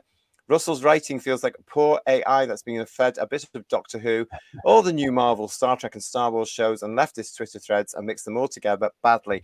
Yes, I agree with you. That's what I was talking about before, isn't it? Really, Demorpin, about, you know, I get the feeling I've seen all this somewhere before. When they said they were using AI to work on Doctor Who, maybe they didn't mean the scripts. Remember, originally they said about that. Maybe they were, yeah. But and they were talking about all the marketing for that as well. But they got rid of it. Let's just clarify that they got rid of it. They said they were going to use it. Paul R is saying to us the other main similarity between Marvel and Who is that they are both very popular and are now failing miserably. Well, so is Star Trek, and so is Star Wars, and so is everything else, sadly, isn't it? Because they've just alienated all the fan bases. They don't like us, and we all know it. They have made no. They haven't hidden it at all. They just don't like us. They don't want us. And how ignorant are they? They respond by doubling down on it, don't they? So they'll see what they've done isn't successful, so they'll double down on it and do more of it, and then wonder why they've lost a show. You know, Star Wars are doing it now. They're bringing back Daisy Ridley's character, aren't they? And making it directed by women and totally. I mean, nothing against talented women. God sake, no, nothing against talented women. Talented is the word, and yet they weren't. I mean, the Acolyte, Star Wars, the Acolyte has been a major divisive thing for Star Wars fans, and it's been badly received. Yeah, it's as simple as that. They don't like it. It's only the minority again that are going, oh my god, this is wonderful. You know, I'd heard that Disney have lost millions on Star Wars, and it cost them billions to buy, I think. But I think they're going to sell it back to George Lucas, I heard somewhere. So that'll be interesting. I think that's is that just a rumor? Is it? Yeah. Okay. I mean, you know, people have been saying that for quite a while now, and he's made it very clear he's not interested. Oh well. In fact, he's very supportive of their new versions as well. Is he really? Oh dear. Oh dear. Yeah. But then when you've had money as much as he did, I suppose you would be. Paul H is saying to us here as well, it's just a sad state when Doctor Who fans are wanting the show to be cancelled now. There's a hell of a lot of us, aren't there? We're crying out, say, stop embarrassing us. Yeah. Stop killing the show. Yeah. You know, there's no public there. There's no audience there. You've got rid of all of us. Just let it go and let it rest. And let somebody have another go in a good few years' time. And hopefully they can make good Doctor Who. But we're the ones that will get called everything under the sun. Divine Dragons joining us as well. Thank you. Nice to see you, mate. It makes sense to see a third season. If the BBC will finance a few specials, they must save face. They will. BBC Studios, Bad Wolf, they will. They absolutely will. They can. They won't be worried. They'll find another distribution deal. They will. And Philip is with us. Hi, Phil. Nice to see you. Hope filming's going well. Sea devils only go pink when you cook them. Are you seeing Thermidor, anyone? Sounds delicious. Yeah. That sounds vile. I might be sick in a minute. Oh, what else have we got here as well? Who Jane is saying to us, won't be touching grass, most likely we'll be touching cloth instead.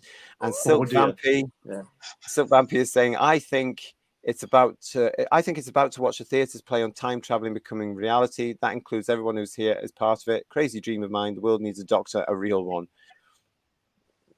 Yeah, I mean, entertainment certainly needs the doctor, but we've just not got him at the moment, have we? It's such a shame, real shame, because they had the opportunity. I don't think any of us can deny that. They had the opportunity. So that's that bit there. Now, as part of this, I mean, I think Ncuti and Millie were only there for 2 days, maybe 3, a day to get there, a day to perform, and a day to get back home. I think it was whistle stop tour for them, because Russell T Davies did mention that he was going to be there at a time when they weren't. So again, I think that's all about, all right, just get them in, get them into Hall H and get them out again. I do think this was this is personal, but I do think this was a real grasp at trying to publicize the show and make it on a platform with all these other big American shows. Do you know what I'm saying? I think it was their time. Oh, look, we've got to get Doctor Who in with the likes of Marvel, in with the likes of Star Trek, in with the likes of all the comic stuff and all the other stuff that goes on there. I think that was them saying, we've got to make sure that the franchise is up there. Does that make sense to you? Yeah, they're trying to save face, like we've said already, you know? Yeah, absolutely that. Trying to cement its position in with the big players. This little British show, I think that's what they were trying to do. It's in Hall H. Therefore, that's the important one. It's the big up. That's really what I think they were trying to do. They also did a lot of other interviews as well, including this one with Variety, which you can find in both Variety's online websites and on their channels. Yeah, but don't they look happy? Well, like I said, I thought this interview was really awkward. It was really weird. You couldn't see the interviewer either. They were off camera. That was really weird. Yeah, that's how they do that, isn't it? It's quite bizarre. Really odd. Yeah, but it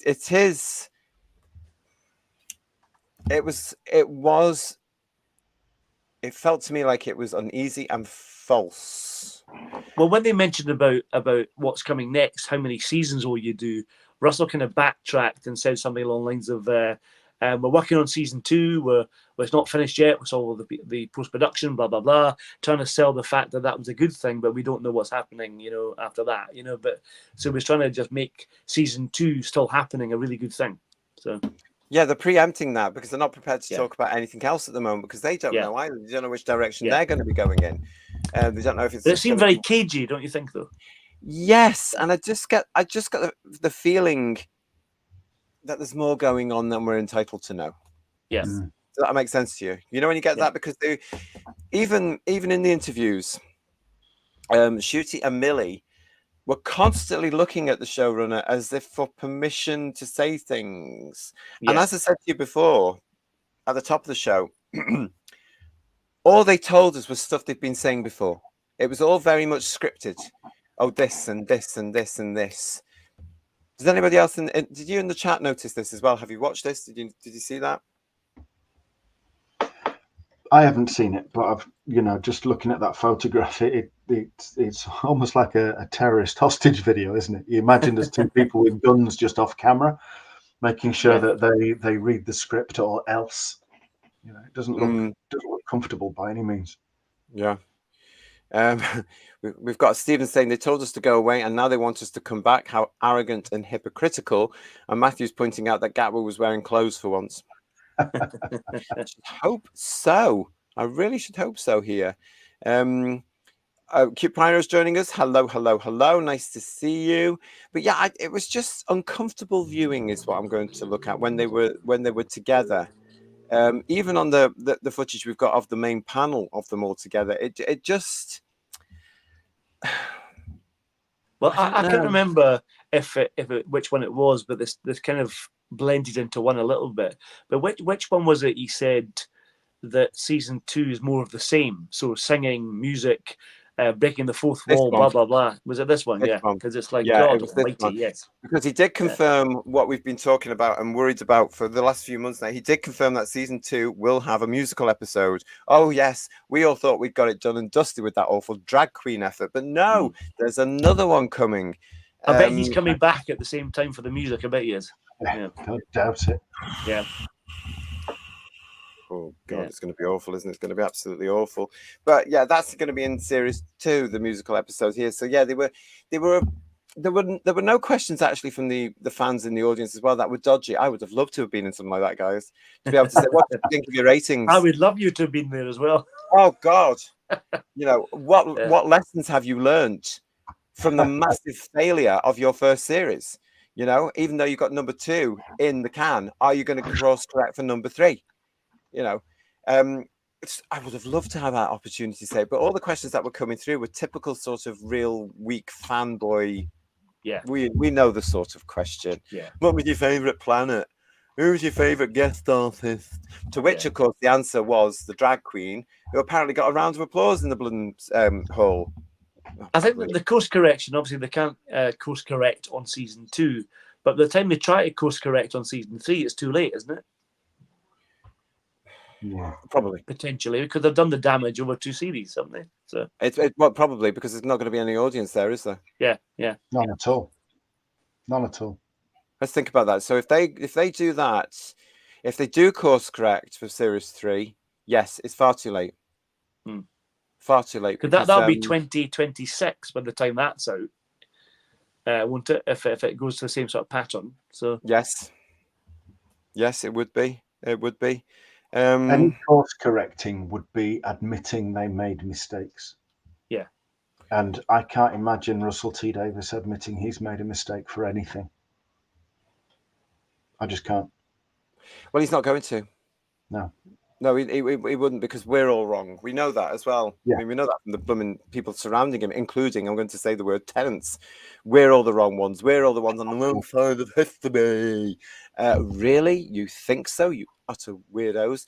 As Sean is saying to us here, the problem is, JT, they just close you down and throw you out. And don't we know it? They've been doing this since 2017.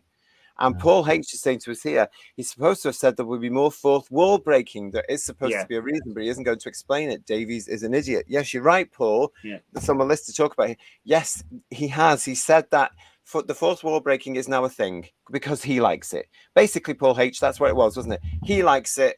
He thinks it adds to it. It's part of the show now. But no, he's not going to explain it. Yeah, it's just really lazy because it needs to be explained in the context of the show. Because it's not a TV show. Deadpool, it ain't. Yeah, it's not definitely not Deadpool. Breaks the fourth Again, wall. that's where Brilliant. he's got it from. Ian, that's where I think he must have got it from. He's been watching a Marvel film and he's seen this and think, "Oh, that's nice. I quite like that. Oh, I'll have characters in my series do it." Do you see what I mean? I've seen all this before, and it's not Doctor Who. He's trying to turn it into something which we don't recognize, hence why we're all blooming leaving. Chibnall tried to do the same thing. They're turning it into something that they think Americans especially will watch. And yet when you look at what they're churning out for the American audience, they're not watching stuff either. No. But it makes it very self-aware and really pretentious at the same time, don't you think? Absolutely. Dom goes with us. Hello, Domgo. Quite obvious Gatwa knows nothing about the sci-fi community at all. He barely knew what Star Trek was. That came up in the variety thing as well, wasn't it? I mean, they did seem. I don't know if it would have been because they were tired, because they literally got off a plane, got to the hotel, and then were shoved into all this thing, maybe. But they did seem a little bit sort of. I have to say, allegedly, I think Ncuti is a bit of a bimbo. To be fair, but a himbo. A himbo, is that what they're called? Beg your pardon. A himbo, definitely a himbo himbo. Call them. Yeah. Not the brightest ball in the box. No, but looks good, obviously. Yes, of course he's a very handsome man. I'm not taking that away from him. Stephen Braddock is more songs, more fourth wall breaking, more crying, no monster announcements, no big cast announcements, and the return of those awful Silurians at Christmas. We are going to be talking about the trailer in just a few minutes. And Domgo, the only course correct this needs is cancellation. It's like you were saying in the chat earlier. It's sad, isn't it, that so many fans are saying, please take it off the air. We don't want it. Yeah. It is a sad state of affairs. We didn't even have this to this extent in the late 80s. And Demorpin At least that was still Doctor Who. It's recognisably Doctor Who, even more so when you look at it now. And Demorpin is saying 100% they'll never admit any fault. If it, what's this from Ben Casey? If it comes back to if it works, don't fix it. Yeah. Absolutely. And Andy pointing out there's been so much cope from the BBC over the last 2 weeks. If you are not in the UK, you have no idea what is going on in the BBC. It is in an absolute mess. It's embarrassing with their programming these days. It really, really is. And the outcome. And also, I think it also responds and reflects the state of society today as well, actually, because we've got a couple of generations spoiled brats in my eyes. Spoiled brats who don't know how to do anything properly and honestly. Just my opinion. So we've got that there. Oh dear, another musical, says Dalek. I never watched series 1 and not watching series 2, but whose views will keep me happy? Yes, Dalek, you'll come and watch our reviews of the nonsense, won't you? Because if I have to watch it, you have to review it. Yeah, come and watch the review, I tell you. RTD hires only posers, says Problem Being, and Cute Pyro is here to say RTD is just using Dr. Crying Show as a wet dream. Ugh. Vile stuff. But yes, we've got all that coming in here as well. Thank you everybody for joining us. The chat is very busy as usual. Yeah, a lot of you not interested at all in this next spin-off. Do you know what gets me about this as well is that the spin-offs aren't really that successful, with one exception, and that exception was the Sarah Jane Adventures. Yeah, the Sarah Jane Adventures. That was a huge. They didn't mess with it though, did they? They didn't mess with it. They understood that having K9 there all the time would be a problem, so he was diverted off. And well, there were other reasons for that as well. Yeah, but they just did Sarah Jane as Sarah Jane. And they didn't try and, nowadays they would make her a lesbian. They would do, wouldn't they? They would. They'd do all sorts, and they just didn't. And I think it just came out at the right time. Bless her. It was a good swan song for and it felt like classic Doctor Who as well. It was lovely. Yeah. It really did. And I think personally, that was their biggest successful spin-off because it felt like that. And it had a great lead in it. And the stories were great. The way the stories were executed, they were good, engaging stories for all ages. But there you go. I mean, it was far more entertaining for me than Torchwood. Oh yeah, definitely. Yeah. I preferred Sarah Jane to Torchwood. And one good thing about it was it had lots of different writers on it as well. It wasn't just Russell T Davies. They had Joseph Lister, Gareth Roberts, people like that. Lots of different people. Some really good writing. Exactly. Millie said she's looking forward to Series 2, Episode 4, says JFO. Russell then says that's her life after the Doctor and that it's just Millie. Another Shooty Light episode. Can't blame that on the schedule. You're very true. That's very, very true. And yes, this is the big news as well we're going to be looking at. Richard Hussey, another 500,000 people have cancelled their TV license, he's heard. You've heard right. I've heard that too. Just trying to get all the actual facts for it as well, which is really difficult because they don't like you knowing. But yes, that's a huge amount of people that have cancelled their TV license now. And it's a clear indication that the BBC are not listening to, because the British public is sending the BBC a message. We don't like you. We don't like your political opinions. We don't like your output. We don't like being preached to. And they're not listening. And again, because they look down on us all. We've also had the stories coming out, of course, that BBC staff, as some of us will know, some of the BBC staff have said, it's like the great unwashed out there. The British public are the great unwashed. They must be preached to. They must be talked to. Some of us have known that for quite some time, and it's all there. So I don't know. But yes, we're gonna be looking at. I'm trying to get some more details about that, and we'll bring it into the show. If we can get the details, we'll talk about it. What have we got here? Thank you very much, everybody, for joining us this evening. Yeah, so I mean, do you think that it was worth them going, guys? Not really, because I mean, they didn't really promote much at all. I mean, the spin-off, that was it really, and that wasn't really that much, and it didn't really tell you anything at all. So what? It was just damage limitation a bit, wasn't it? Really, wasn't it? They could have done it on a video link. They could have done it, yeah. Oh, there was more of that this year, wasn't there? There was a few people actually beaming in from wherever they were, from whatever shows they were on. There was quite a bit of that this year. They didn't have to go. I think they were just making a point, really. Trying desperately to be relevant. Yeah. I do think it was because they wanted Doctor Who to be up there. Yeah. You know, and taken seriously by the industry, not just the fans. Yeah. You know, oh, look, Doctor Who's now up here, and it's next to Star Wars and Star Trek, and it's got the Disney influence now. And look, we've got this fabulous, you've got this fabulous stand now where they can get merchandise, all that sort of stuff. You know what I'm saying?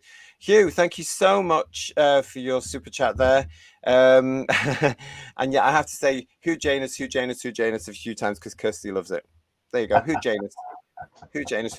Thank you for that, Hugh Janus, and your super chat. I appreciate that. What's this from Julianne? Fans would march on the Capitol if they ruined Sarah Jane. Yes, it's very true. It would have been. Yeah. And Sarah Jane Adventures was perfection. Family TV, proper Doctor Who spin-off. It really, really was, wasn't it? It was wonderful. And Problem Being is telling us here that he cancelled his TV license. I mean, more and more people are doing that. Robert is saying to us, I hate that I have to get a license because I don't live on my own, so I can't just push it away. And Domgo is confirming here it's quite obvious that Doctor Who is dying. It's now a case of how the BBC see it out. They might not get a choice. They might just be able to do what we're speculating here. If you know, they might just say, right, we'll just do one series of specials, or we'll do another series between BBC Studios and Bad Wolf. But we know as well from this weekend that Bad Wolf are the real creative drivers behind the series now. That team there with BBC Studios having given the license to them for Doctor Who. So they are the creative team. They're more or less at the moment the real owners of Doctor Who. It will always be the BBC, but they're the real ones driving it now. So goodness knows where else it's going to go. It's weird, isn't it, that in 1989, Doctor Who was actually getting better. It was improving. It was coming out of its dip, definitely. But the BBC was determined to kill it. And now it's utterly vile, and they're desperate to keep it alive. It's so peculiar how it's just done a complete 180. Yeah, totally. I think they just wanted to say we were at SDCC. So do I, Robert. I think it's all about this being seen there. Hence why they were flown over, got on stage, flown back. Because they'll be home today, Millie and Ncuti. They'll be home today, any time now, if not already. And Divine and Dragon is saying, yeah, it's correct. It's all about industry promotion, not serving fans. Yeah. I don't know why they all bother, because the majority hate the fans anyway.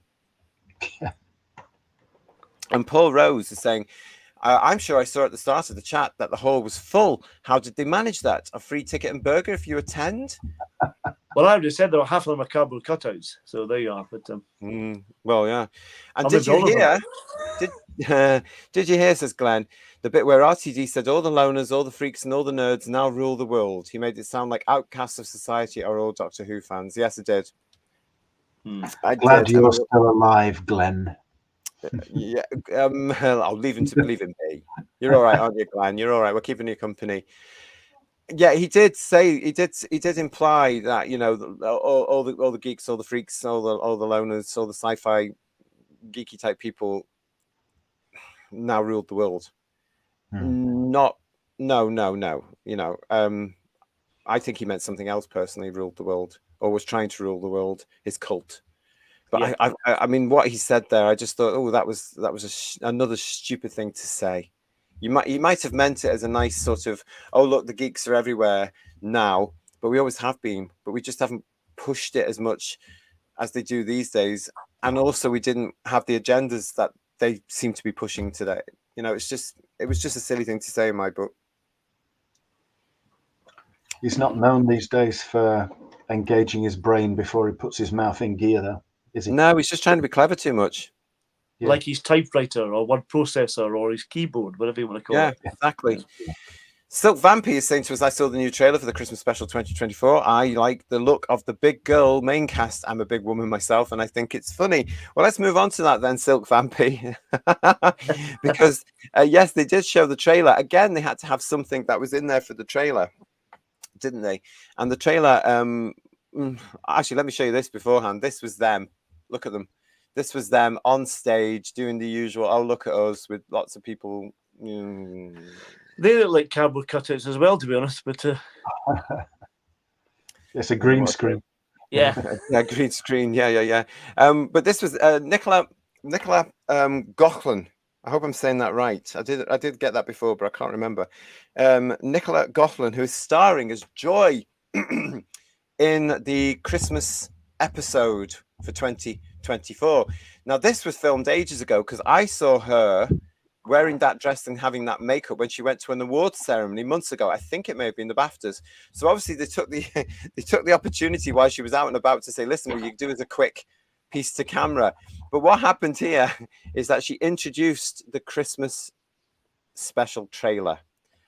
Oh, and it's hard work. I don't know what you lot think about this, but bearing in mind this is written by Stephen Moffat, it actually comes over very Stephen Moffat-y. The soundtrack is the Ncuti Gatwa 15th Doctor soundtrack, the music, but it sounds too much like Matt Smith's. I thought it was Matt Smith's for a minute, you know, that one that he had. But let's look at this, because this is how it looks for you here. A Message of Joy, Christmas 2024 preview, appeared on the Doctor Who platform shortly after it was at the SDCC. Within minutes, in fact, I'm reliably informed. It was on at SDCC, and then it more or less dropped, and more or less at the same time, so that, you know, fans, especially in Britain, didn't go, oh, they got it before us. It was dropped at more or less the same time. But here's some stills from it. The Queen's Hotel, Manchester, 1940, where this is. When I saw that, JT, I thought, great, set in the 40s. I like the 40s, a nice period to go to. And then it jumps all over the place, doesn't it? It jumps to the Orient Express in Italy, 1962. And then it jumps again to Base Camp Everest, 1953. And then finally it jumps to Sandringham Hotel in London, 2024. As again, it's Stephen Moffat. So what's he setting up here? Let's have a look at that again. The Queen's Hotel in Manchester, 1940. Then from there, the Orient Express, Italy, 1962. Ian, this is all new to you. Base Camp Everest, 1953. And then Sandringham Hotel, London, 2024, obviously set at Christmas. I've got some other stills for you as well, so let's go through and have a look at this, shall we, everybody? Here's this. These are the stars from the 1940 bit, whose names I have written down, but have put them somewhere safe, so therefore I haven't got them with me. But you will know them if you're in the UK. They are actors. They have been around for quite some time. So there's those two there. It then jumps to this. Now, this seems to be the running theme. Ncuti Gatwa was serving up some sort of dish. Was it pumpkin chocolate or something? I can't remember. But there he is on the left on the Orient Express, trying to sell his goods to this lady. And then there he is in the Base Camp Everest on the right. And finally getting to Sandringham with Nicola Coughlin's character, Joy. And yes, there he is there. It's a Silurian, everyone. A Silurian. No. Yeah. It's not a real Silurian, no. I mean, it's not been confirmed the Silurians, are they? They just look like them. They might not be Silurians. Yes, that's true, but it is, isn't it? It is yeah, but it's just got different colouring, isn't it, on the face and stuff. Yeah, it is a Silurian. You can sort of tell it's got that big oval thing on the side there. It's one of Stephen Moffat era Silurians. Yeah. What the vibe I got from a little bit, and it could just be my imagination, but it could be a bit like the sort of time windows they had in Girl in the Fireplace. I thought that would be something like that, or the Doctor's traveling around trying to find somebody in the TARDIS, perhaps. I don't know, but it opened up like a Chris Chibnall, because he loved all this place and date type stuff, and it was really constant. And he did it particularly the last episode. He did the Power of the Doctor with Jodie, and every 5 minutes there was a different location, different time, different. It was just ridiculous. Oh, really? Yeah. I did see some of these people. I was wondering at first if it was something like Silver Nemesis, where it was certain events that were a certain number of years apart. every time the Nemesis thing came round, but the dates are even, especially the last jump to 2024. So that's a load of old tosh. So ignore that. But it seems strange to me to present a trailer which jumps so much, because how many of us are actually interested in this now? Why not just show a bit of action or something like that to say this is a big, huge Christmas adventure? I think this is the pre-title sequence of the episode, to be honest. I bet it is. Well, the Manchester bombing in World War II was 1940, and it was Christmas. It was a couple of days before Christmas, I think. So, is it choosing dates around that time? I mean, 1953 was when Hillary did Everest, wasn't it? Just at the time of the coronation. So that wasn't around Christmas time. Yeah, no idea. I'll look it up and watch it. Well, yeah. I mean, it's there. I mean, I have to say, I've watched it twice. Once to watch it, and then twice the second time to get the screen grabs. Hasn't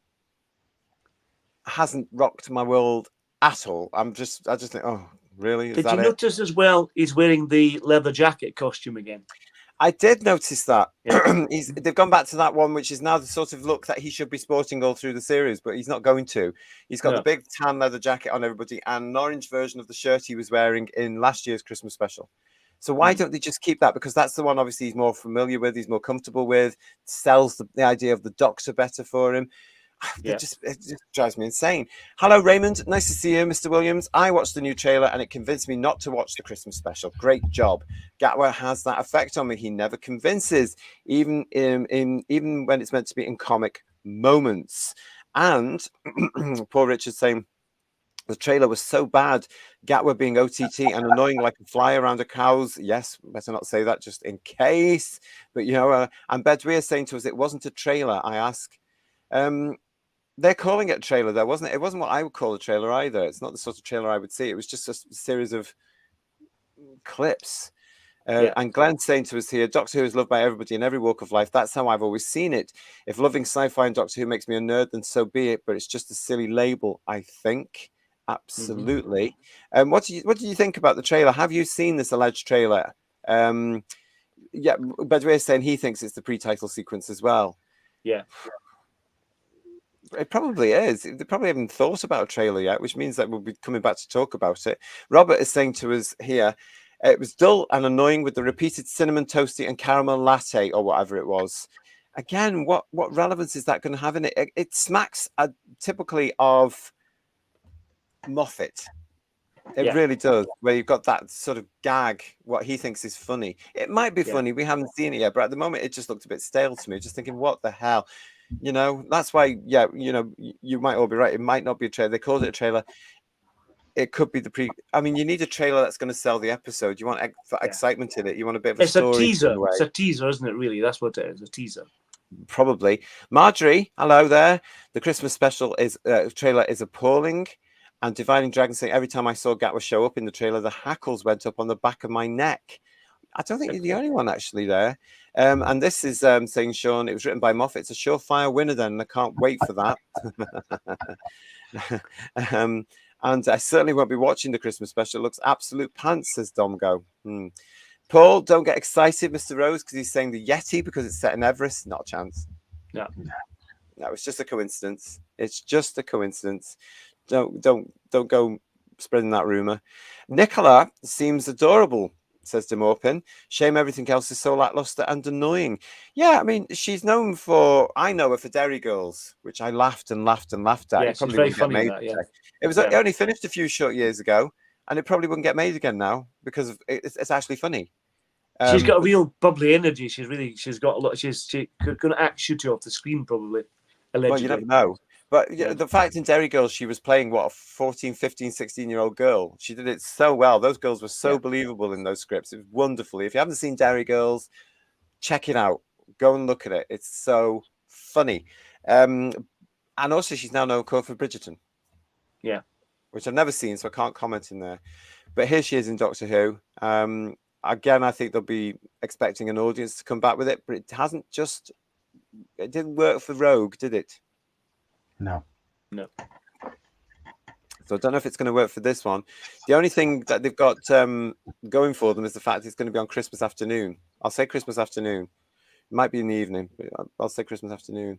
Pumpkin latte and cheese toasty, says Kirsty. She was paying attention when I wasn't. And what else we got? Cheese toasty. Yeah. Why does he keep going to the wrong time and place? Can't he fly the TARDIS now, says Dalek Eye. Again, it's just one of these things. It's something to do with the story that Moffat's given us. Obviously this pumpkin latte and the cheese toasty is for some reason important, and it's meant for somebody, and he keeps, I don't know. We can only speculate at this point, can't we? I think the latte is going to be freezing cold by the time he gets to the person it's required for them. Yeah. Do you think, though, with the absolutely appalling ratings that the series got, do you think that the BBC schedulers for Christmas Day would really want Doctor Who?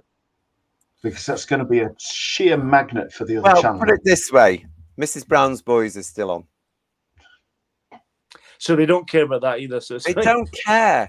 No, I mean, we know that they look down on the British public. You know, they're all high and mighty. They have done for years. It's now really coming out. This generation in there right now really, really don't like the British public, because the British public won't do what the BBC want them to do and won't do what they're told. Before he left the BBC, all alleged, Piers Wenger knew that Mrs. Brown was becoming unpopular. He knew the ratings weren't doing very well, and he ordered another 10 years of it, and then buggered off. Alleged 10 years. It might have been 5 or 6, and then left the BBC. They're not going to bother Ian. They don't care. No. They've got their jewel in their crown this Christmas, which is the new Wallace and Gromit TV movie. That's their jewel in their crown, and everything else will revolve around the time slot for Wallace and Gromit. You know, but you know. They're all ignorant here, aren't they? In my opinion, they're all ignorant here. They still think Doctor Who is a big thing. They would have been appalled by the overnight ratings. I guarantee you. They would have been absolutely appalled. Shocked. You know? Well, it's where we now, July. It's only 5 months to go, and we'll get to see it. Bedouir is saying to us here, that's a terrible Silurian. It looks like a bloke in a crap mask rather than an actual creature. They've tried to recreate the Moffat ones, which I never liked anyway. But it does look slightly different. I didn't really like to be honest, you know, I don't want to be controversial, but I didn't really like the Warriors of the Deep Silurians either. I really think the Pertwee ones from the Silurians were really, really good. And the fact that they totally messed up the third eye on the Silurians as well, which has seemed to now completely disappear anyway. So, you know, for a race of creatures that were in suspended animation, they have now evolved out the eye. I mean, how did that happen? Well, how did it happen? Because they were supposed to be in suspended animation, were they all? Yeah. But wasn't there something in the Matt Smith one where there was a line that came across saying that there were different branches of these people now? They were all cousins or something like that. Do you remember? Yeah. To explain away the different looks. He said, I haven't seen this version of them before. Homo reptilia or something, yeah. Yeah, they still got that wrong. Stephen is saying to us, why is the Silurian working in a London hotel in 2024? It's just terrible. Yeah, but you know what? We had a detective version of a Silurian who happened to be a lesbian. Yeah. Stranger things have happened. Yeah. Bloody awful. Yeah. And hello to the Divine Damo. Nice to see you. Welcome to Who's Views. I remember in 1990 as a 9-year-old thinking anyone who could cancel Doctor Who was pure evil. Now I beg for it to be cancelled. I never thought I would ever say this. No, it's a shame, isn't it? Had the series been much better and a proper drama and proper sci-fi and proper Doctor Who, we'd all be sitting here now going, oh, we're so excited about everything else that's coming. And they didn't do it. They didn't do it. But nice to see you, Divine Damo. Not seen you on the show before, so it's lovely. And welcome. What else have we got in the chat? What do you think about this, what they're calling the trailer? Just Jordan is saying that her dad was interested until Gatwa came through the mystery locked door. Do you understand, everybody, what I mean by it felt like a Matt Smith thing? Yeah. Because Ian, when you watch it, see what you think. It just felt like a Matt Smith thing for me. Very, very strange feeling to it. Even the music, you just think, hang on a minute, what's going on? Let's have a look. What else are you saying here to everybody? Richard is saying, will the Doctor be joining Edmund Hillary and Sherpa Tenzing Norgay at the top of Everest? He's probably already done that, hasn't he? Probably, yeah. Yeah. And Paul R saying to us, I just can't watch Ncuti in the role. I gave the specials a try. I just don't like him as the character all the time. It's a shame. I wish it was good and I could look forward to it. Paul H is also saying, I'll find some good classic Who to watch at Christmas. Yeah. We might have to do some recommendations. From. Sorry, Ian? Feast of Stephen. Yeah, plenty to choose from. Proper There is Doctor Who. plenty to choose from. It doesn't have to be set at Christmas either, does it, really? There's plenty to choose from. The Stones of Blood would be good at Christmas. Oh, I'm wicked. Yes. What else we got here for you? Demorpin saying every time Ncuti was on screen, he never failed to annoy out of him, I'm sure. It's just something that he's not got. He's not grasped it yet, has he? And Forbidden Man saying the Christmas trailer is just a turkey. Oh, so that's gone down really well with everybody here on Who's Views. Feathers McGraw is going to save Christmas TV, says Just Jordan. Let's hope so. That's going to do well. That's going to do well. And thanks, Lex. Cup of hot honey and lemon and ginger tea will help you, JT. It's not helping so far. That's what's in this flask I've got, I can tell you. Yes, but thank you for that, Lex. Thank you. And Mrs. Brown Boys is such intellectual stuff of the highest caliber, says Paul R. Compared to Doctor Who, it certainly is. Oh, God. The current era, I mean. Oh, it's going to be terrible, isn't it? Let's see where it all gets. Domgo is saying to us, if no one watched Doctor Who this Christmas Day, the BBC would still load it as a triumph for inclusive drama. Of course they would. Yeah. And Mike is saying to us, bring back the third eye. That's on the Silurians, isn't it? So as the guys were talking about there. But don't make it Flash, he also adds. Paul Rose is saying to us here, Ian, the Warriors of the Deep Silurians were terrible, agreed, but they look like a kid's party turtle costume. It was the fact that third eye was just basically like a Dalek. You know, it's just like I'm talking, so I'm going to flash. And it was just so fundamentally wrong for the concept of the Silurians. I was quite surprised JNT made that mistake. Or allowed it to get through. Because he couldn't obviously watch everything if he's planning an entire series, and it was a long season, that one. But I was hugely disappointed by them. Hugely. I think that the masks themselves aren't bad, but they're nothing compared to the originals. Originals are unique and they're really good. Yeah. Well, but what can you say? I love the original one. I love the original one. I've got one over there. I wish it was an original one that I've got over there. It wasn't. It's a repro, but I just love it. It's a fantastic mask. It really is. Such an unusual design, isn't it? I mean, it's really clever. Right? No actual mouth as such. You know, it's like an amalgamation of the nose and the mouth together. It's really clever. Yeah. We've got Paul H saying to us here, the TV is predicting the TV schedule. Now, you can do this here because we all know what the BBC time to turn out. So you can more or less do it. I've been doing it successfully for the past 10 years. TV schedule Christmas Day was and Gromit, Strictly, Doctor Who, Called the Midwife, Gavin and Stacey, Mrs. Brown Boys. So predictable. Doesn't it look tired? Will Strictly be problematic at the minute? Well, yes, I can tell you that the next series of Strictly Come Dancing is going to happen. And therefore, that means that the Christmas special will happen as well. Whether or not it comes back for 2025 into 26, who knows? But 2024 is go. Because, because certain people have been approached already. Can't say anything more about that. But somebody I know has been approached. No, I would have done it years ago with Brucey. Do you know what I mean? But somebody I know has been approached, and I shouldn't really be telling you that. They're going to turn it down. So anyway, you've got that from Paul there. Thank you so much, Paul H, for that comment. Fantastic. And Paul R is saying the Silurians flashing in Warriors was quite a sight. It was terrible, wasn't it, really? It was a shame. I think a lot of it was budget related, to be honest, but the design was poor. Probably was budget. Warriors of the Deep. But I chuckle because I like it in a sense. So thank you for that. Peter's with us. Hi, Pete. How are you? Good evening, all. Curse of Paladon, Robots of Death, Horror, Fang Rock. Good alternative Christmas fare. There you go. But so there's plenty to look at there, isn't it, over Christmas? Oh, look at this. Lisa is saying to us here, we watch the Christmas Vicar of Dibley at Christmas time. You have to. It's the law. With the sprouts. Love it. That is brilliant television. And thank you for your super chat, Cute Pyro. The BBC have yet to cover police being beaten to. Yes. That's the BBC for you today, though, isn't it? We all know where they're coming from. And what more can we say? We keep doing it. But there we go.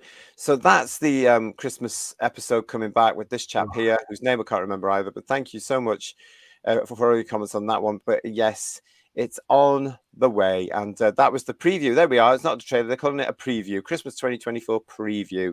So Bidri is probably right. It probably is the pre-credit sequence, isn't it? Mm-hmm. Why would a reptile have human teeth or eyes?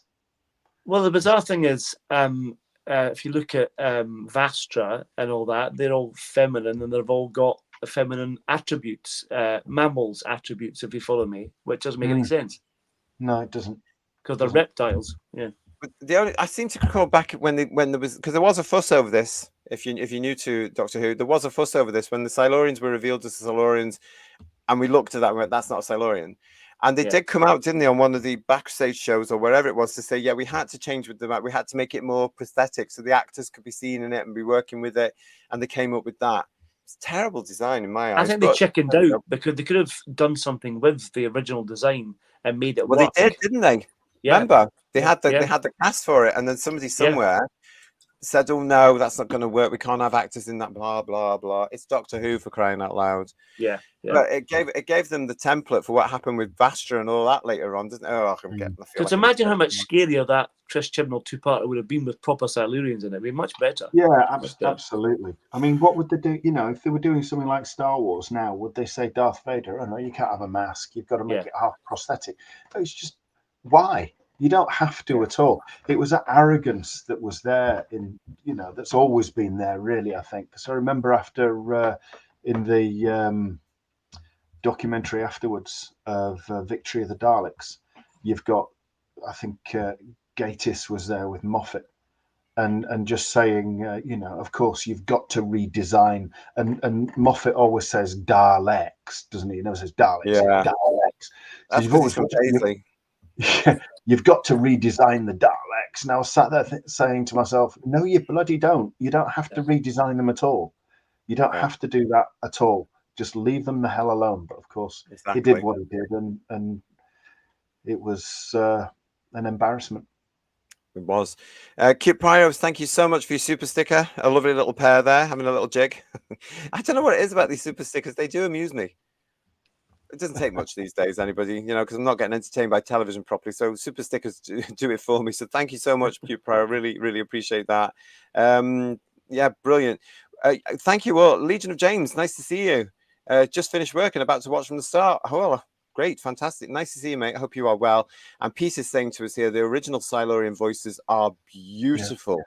Yeah. Beautiful. Yes, they are, aren't they? They were a work of art back in the day. It was the one actor doing them all, wasn't it? Peter Halliday, yeah.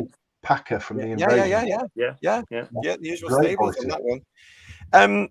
So that's basically the Christmas teaser, as we now know as well. I don't know what the reception was from people in the hall. They probably wet themselves because they seemed like that lot. If you were there, let us know what the reception was if you're watching this on playback. There was another bit of news that came from this as well, from the Variety interview at the San Diego Comic-Con. It was this. Doctor Who star Ncuti Gatwa and Russell T Davies teased season 2 spoilers, epic danger and epic growth, as well as growing danger. Yeah. Again, it's more of the same. It's just in a different order, isn't it? It's going to be epic. It's going to be the biggest thing ever. And probably the Doctor's going to meet his biggest, worst enemy in his life. Yeah. Coming up soon. Anyway, it continues. I wish they would just tell us your mediocre crap. That would save a lot of time, Oh, yeah.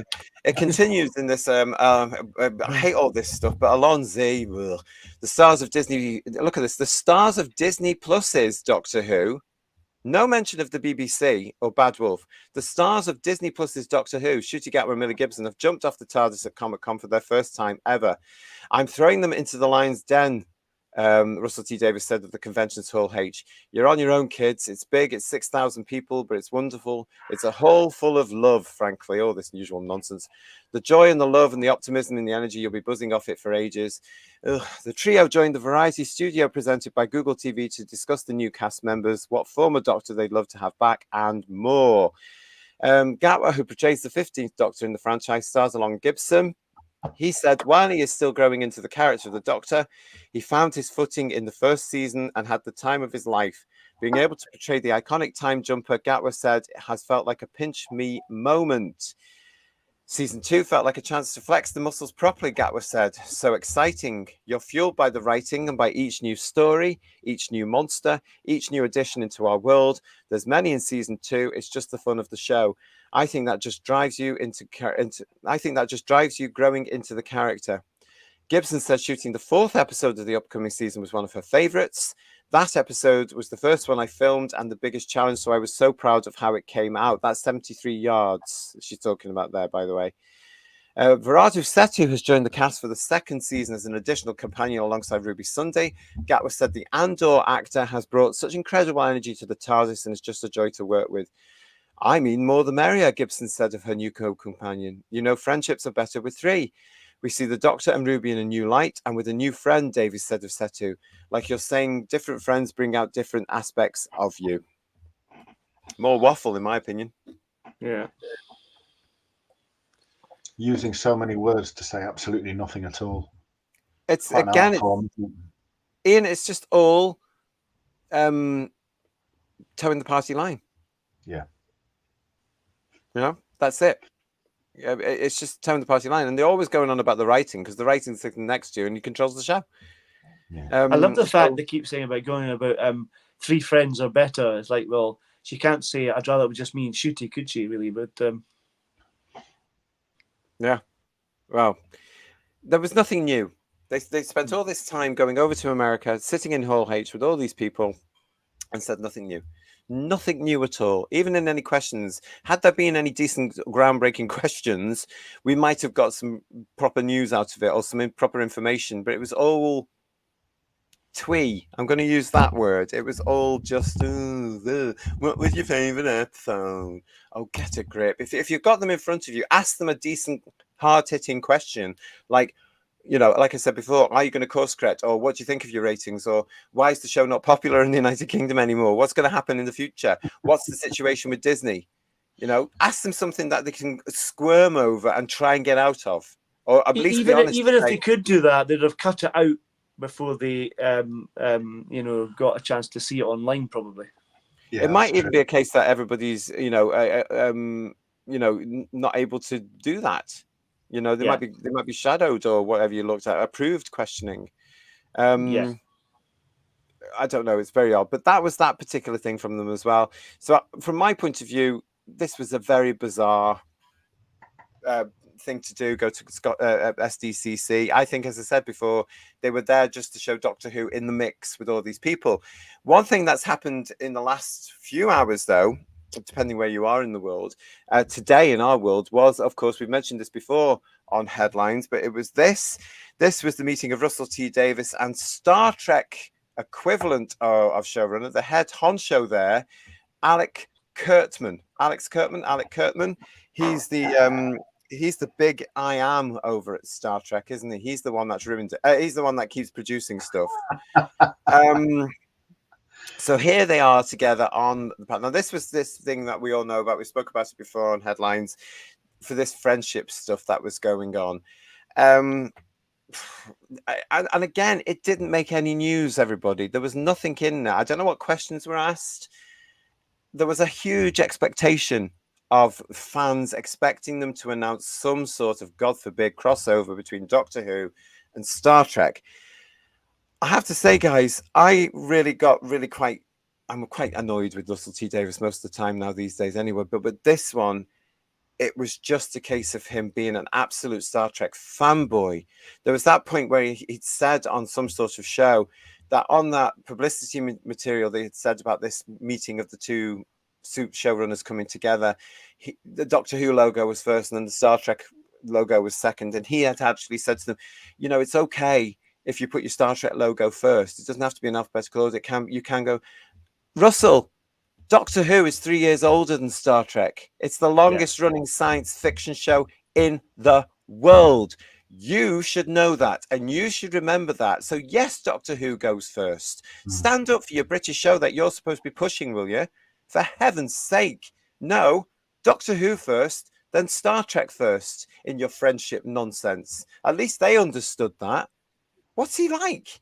Why is he belittling the show that he's supposed to be so proud of, for example? So as far as I'm concerned, guys, this was writing, hasn't he? Sorry, Ian, say again. He's been belittling it in his writing since he came back, really. And you look at that photograph on there, and there's not much testosterone in that picture, is there? Really, let's be honest. It seemed to be just the general love-in for the two of them, telling each other how brilliant they were and how each other's shows were fantastic. I wonder if the Star Trek guy said to his PR guy, "Who is this guy?" He probably doesn't know who Russell T Davies was, probably. Well, if you look at the picture of this chap, Alex Kurtzman, on the left there, he does look a bit sort of like, where am I? Yeah, who's it? Why am I here? Who is this guy? Yeah. You know? It's a bit like, have you seen that interview on This Morning with John Pertwee and William Shatner? It's a bit like that. Yes. Yes. If you know the one I mean, yeah. Yes. William Shatner's going, who's this guy? Was it? Yes. Yeah. There's a lot of this speculation going around here, which is being led here on our show by Mark. RTD is looking for work in America. Talents of Wayne Chiang is also saying all RTD is doing is to try build bridges and alliances for future work. That's why he's got those 2 Loki writers in from Marvel. DD is saying to us this was the annual meeting of the Mutual Admiration Society. Matthew Pounder is saying to us he needs to stop bending over backwards to the Americans. Absolutely. Sheila is saying pair of drips. Ooh, I love the fact you're so scathing, Sheila B. I love it. But so's Domgo. Yep, that's that there. But and Nathan, hello Nathan, nice to see you. 2 cult leaders that have destroyed 2 great shows. Totally agree. Cool. Yeah. And Tweedledee and Tweedledum, says Matthew. Tweedledum and Tweedledum. Yeah. Yeah. We've got this here as well. Pete Harrington saying Kurtzman looks like Colonel Saunders or getting there. And Lex says Star Trek showrunner looks like a Bond villain. Yes, there is something about him there, isn't there? There is something about that. But that was the picture there from Star Trek TrekCore.com. But this was from Instagram. This is from Russell T Davis's own Instagram. Kirsty sent this to me earlier this afternoon. Alex Kurtzman, the head of the whole of the Star Trek. What an honor to share a stage with him at SDCC. Wonderful man, and I'm such a fan. No kidding. It's so kind of the Star Trek team to share this platform with us. What an amazing day. So much fun. I was just fanboying. We dream of a Star Trek Doctor Who crossover. Make it so. I mean, what was the point of it, though? What was the point of it, though, really? Well, this was the thing, and that's a great question because that leads me on to the next point here. This was Star Trek Day, and in this, they actually produced an awful lot of stuff. They were talking, they put the trailer out for this awful looking thing. I don't know why they're bothering. This Section 31 movie. Oh, some sort of trailer for that. They also talked about Star Trek Academy. The Academy is coming. You know, that's been on the cards for bloody 30 years, I think, hasn't it? But now they're finally doing it. They released some information about some of the series that are still going. I'm not interested in any of the modern Star Trek, so none of this is of any interest to me at all. Although I did notice that Robert Picardo is coming back as the Doctor from Voyager for Star Trek Academy. That's the only thing I did get interested in, thinking, oh my God, you know, the EMH, the Emergency Medical Hologram, is coming back. That's quite funny. I think that's funny. Anyway, so that's that there. But there was an awful lot of expectation. People were expecting big news. Now, this had been teased earlier on in the afternoon by Kurtzman as well on one of the Star Trek panels when a fan said something along the lines of, you know, will there ever be a Doctor Who and Star Trek crossover? To which Kurtzman said, well, why don't you come back this afternoon to the panel this afternoon? And that, of course, produced more speculation. And how many people were desperately disappointed? I, for one, breathed a sigh of relief because I'm dreading any sort of Doctor Who and Star Trek crossover because they are 2 completely different things. You cannot have, in my estimation, the TARDIS turn up on the Enterprise, or Voyager, or DS9, or Discovery, or whatever. It just doesn't work. They're 2 totally different shows. They're not in sync with each other at all. So the feel of Star Trek in all its incarnations is totally different, even more so these days. Doctor Who, totally different. It just doesn't work for me. Personal thing. But there is a crossover happening, isn't there, everybody? And it's this. It's the online game things. Where Doctor and look who's on it. Yeah. Look who's on it. Who's on it? What do you mean by that, Paul? look who's in the middle of it. Look at that. It's not little Ncuti it's at all. not- It's little David. It's not his 14th David, is it? It's 10th. No, it's his 10th. Yeah. And this is all it is. This is it. Friendship is universal. There's the TARDIS and the what used to be the Enterprise badge there, but now it's the Starfleet badge, isn't it? Are they on Skaro there by the looks of things? Is that the Dalek City? Looks like it. It looks like it, yes. So this is where one of the Star Trek animations gets together with the Doctor Who game that's on. I've never played either of them. That's the crossover. Underwhelming. Isn't it? But Isn't the it? Daleks there, that's interesting. Why? They'd kick Starfleet's arse, wouldn't they? The Daleks? They will do. Hopefully they will, yes. Yeah. Yeah. And the Klingons. I mean, yawn. Really yawn. What are you saying? Here we are. DD is saying to us here, overexposed Tennant again. Now, this was the biggest thing about this. Yeah, he got into trouble for that, didn't he? Yeah, allegedly. So. Well, the amount of backlash from Doctor Who fans to this on various social media platforms today, they should have seen this coming, because they're all saying we are sick and tired of Tennant. That should be Ncuti. Why isn't it Ncuti? He's the current Doctor. Why isn't it him? Why isn't it him? It's a damn good question. And these are people that I would usually not give the time of day to, because they're all flag-waving loons. But they have a very valid point here. Why is it again the 10th Doctor, the David Tennant one? Is it because he was popular in America? Is that why they're doing it? Is that, do they think the Star Trek fans will understand that the 10th Doctor or recognize him? It is a disservice, I think, as well, to the current model. Yeah. You need to stick by your main man, don't you? You can't just ditch them. And they haven't. You know? Yeah, they haven't. They wouldn't have done Hartnell or Troughton when Pertwee was at the height of his powers, would they? They would not, like 1972, 73, they would have never done a Doctor Who promo and put Troughton on it. Yeah. They just wouldn't have done. Well, they did the same with Jodie, didn't they? I mean, with David Tennant, with Time Love Victorious and all that kind of stuff. So they did the same thing. They had no faith in her either, allegedly. And yet they're underestimating people, because the backlash from the people that they're aiming this game out at today is that they've obviously moved on, as they should do, really, and have accepted Gatwa as their current Doctor, and they're backing him up. That should be him. Why is it Tennant again? It also ties in with these people. A lot of these people that were complaining today on social media are the people that should be loving the Tennants right now for all their rants, political rants. So they should be loving them, but obviously not that much. Interesting, isn't it? It's really interesting. The 10th Doctor is the only incarnation that they think sells, says Bidweir. That and the 4th. Yeah. You know, because the 4th still gets up there, doesn't he? You know, certainly in this thing. They did this sort of exhibition as part of all this. Don't know if you saw it, but there was this lovely piece of artwork where Doctor Who characters and Star Trek characters on this whole friendship piece of art. And the 4th Doctor's in the corner, quite a big 4th Doctor with David Tennant. Interesting. Peter's saying he's overjoyed. I'm sure you are. And DDS Curtis, it's nice to see you. More doubling down on crap. And Forbidden Man, both shows are clinging on.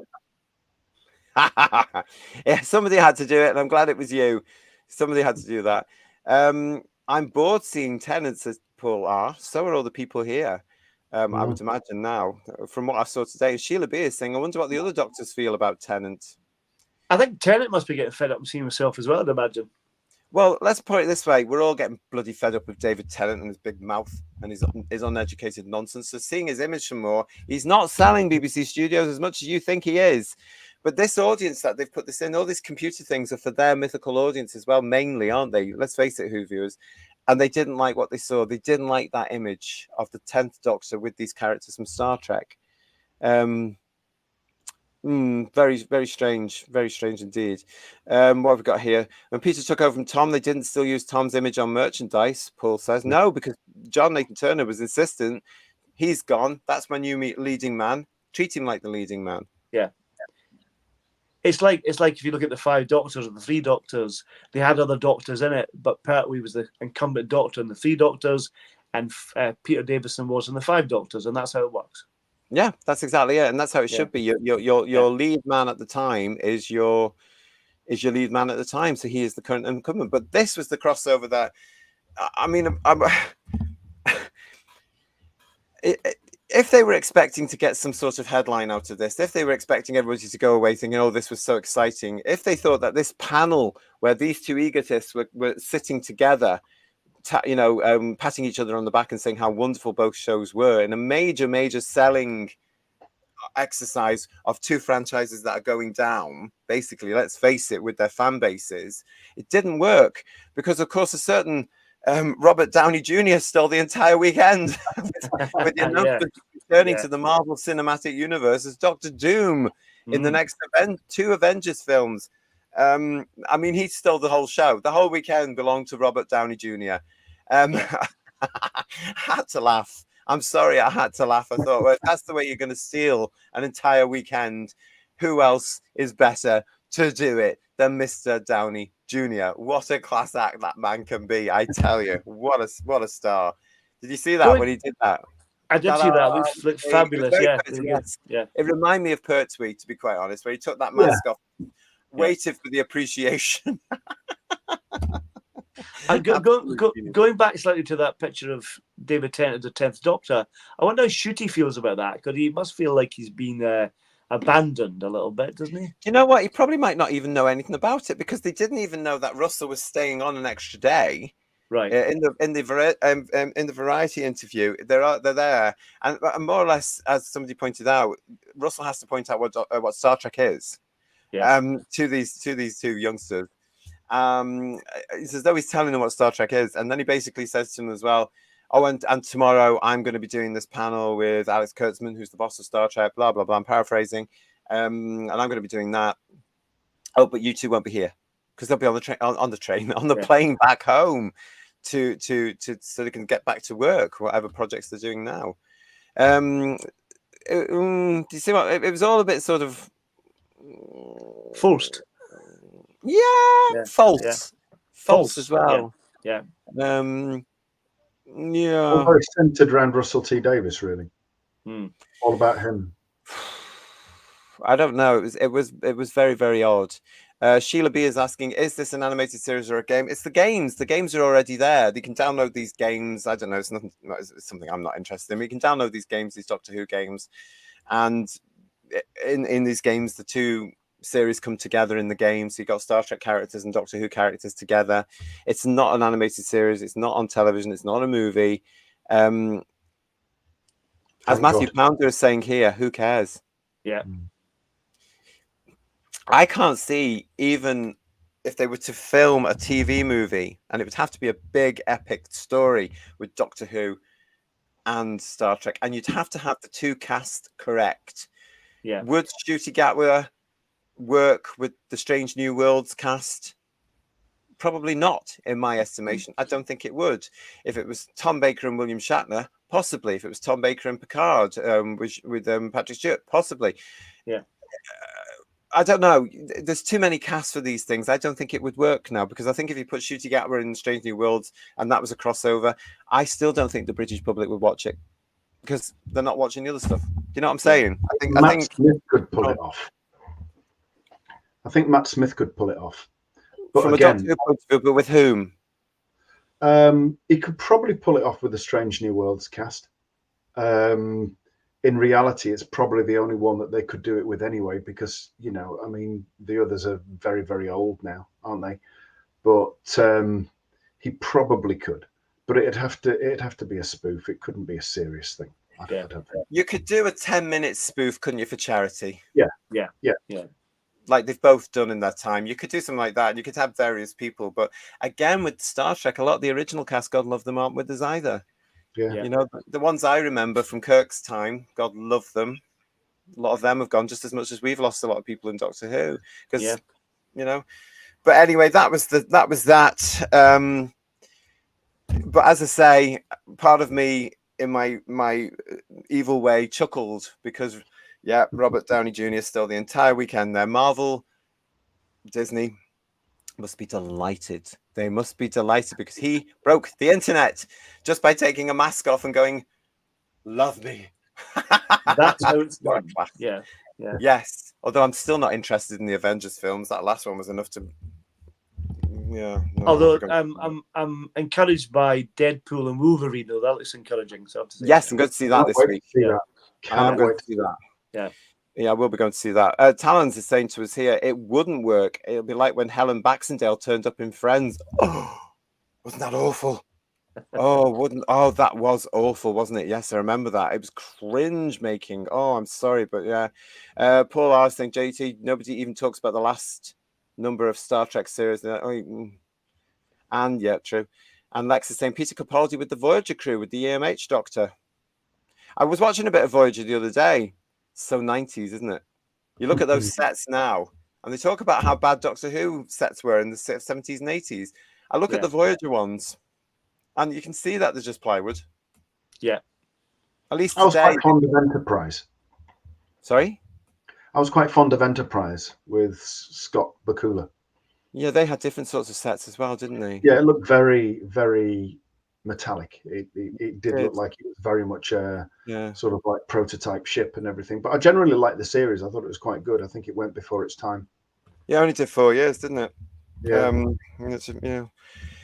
Anyway, so that was the SDCC, everybody. Tumbleweed.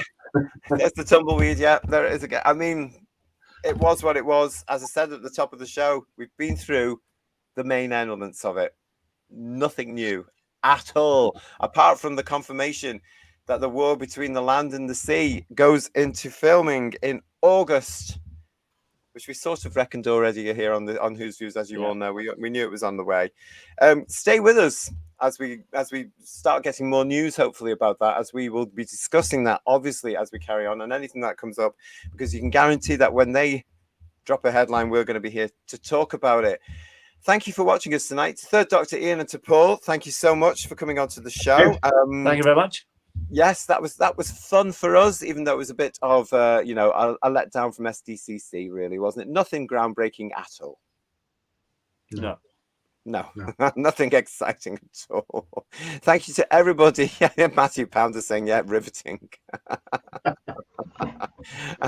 It's very true. And we've got that other one as well from Paul H, who's saying Enterprise was much better than credited. But Peter Venkman was saying to us mediocre news from mediocre franchises. That's exactly it. It was all very tired. And the fact that nothing major has come out of it, well, there you go. It's been a terrific stream, says Paul. Thank you so much, Paul, and thank you everybody. Yes, I hope you have enjoyed that. Stay with us, because we are going to be back very soon with you here on Who's Views with more to come. And we're going to be letting you know what we're going to be doing in August soon. I'm quite excited about it, actually. Let's see what you guys think about it when we let you know. So from Third Doctor Ian, from Paul and myself, we will be back very soon. Hopefully my voice will be a bit better by then as well. But thank you all for watching. Don't forget to subscribe. Don't forget to give us a thumbs up on that. Make sure you're still subscribed to the channel. Thanks for staying with us. We've got over time again. Big show. As usual, a big show for you, but I hope you've enjoyed it. Until next time, we'll see you again soon. Bye, everybody. Bye-bye. Bye, everyone. Good night. Bye-bye.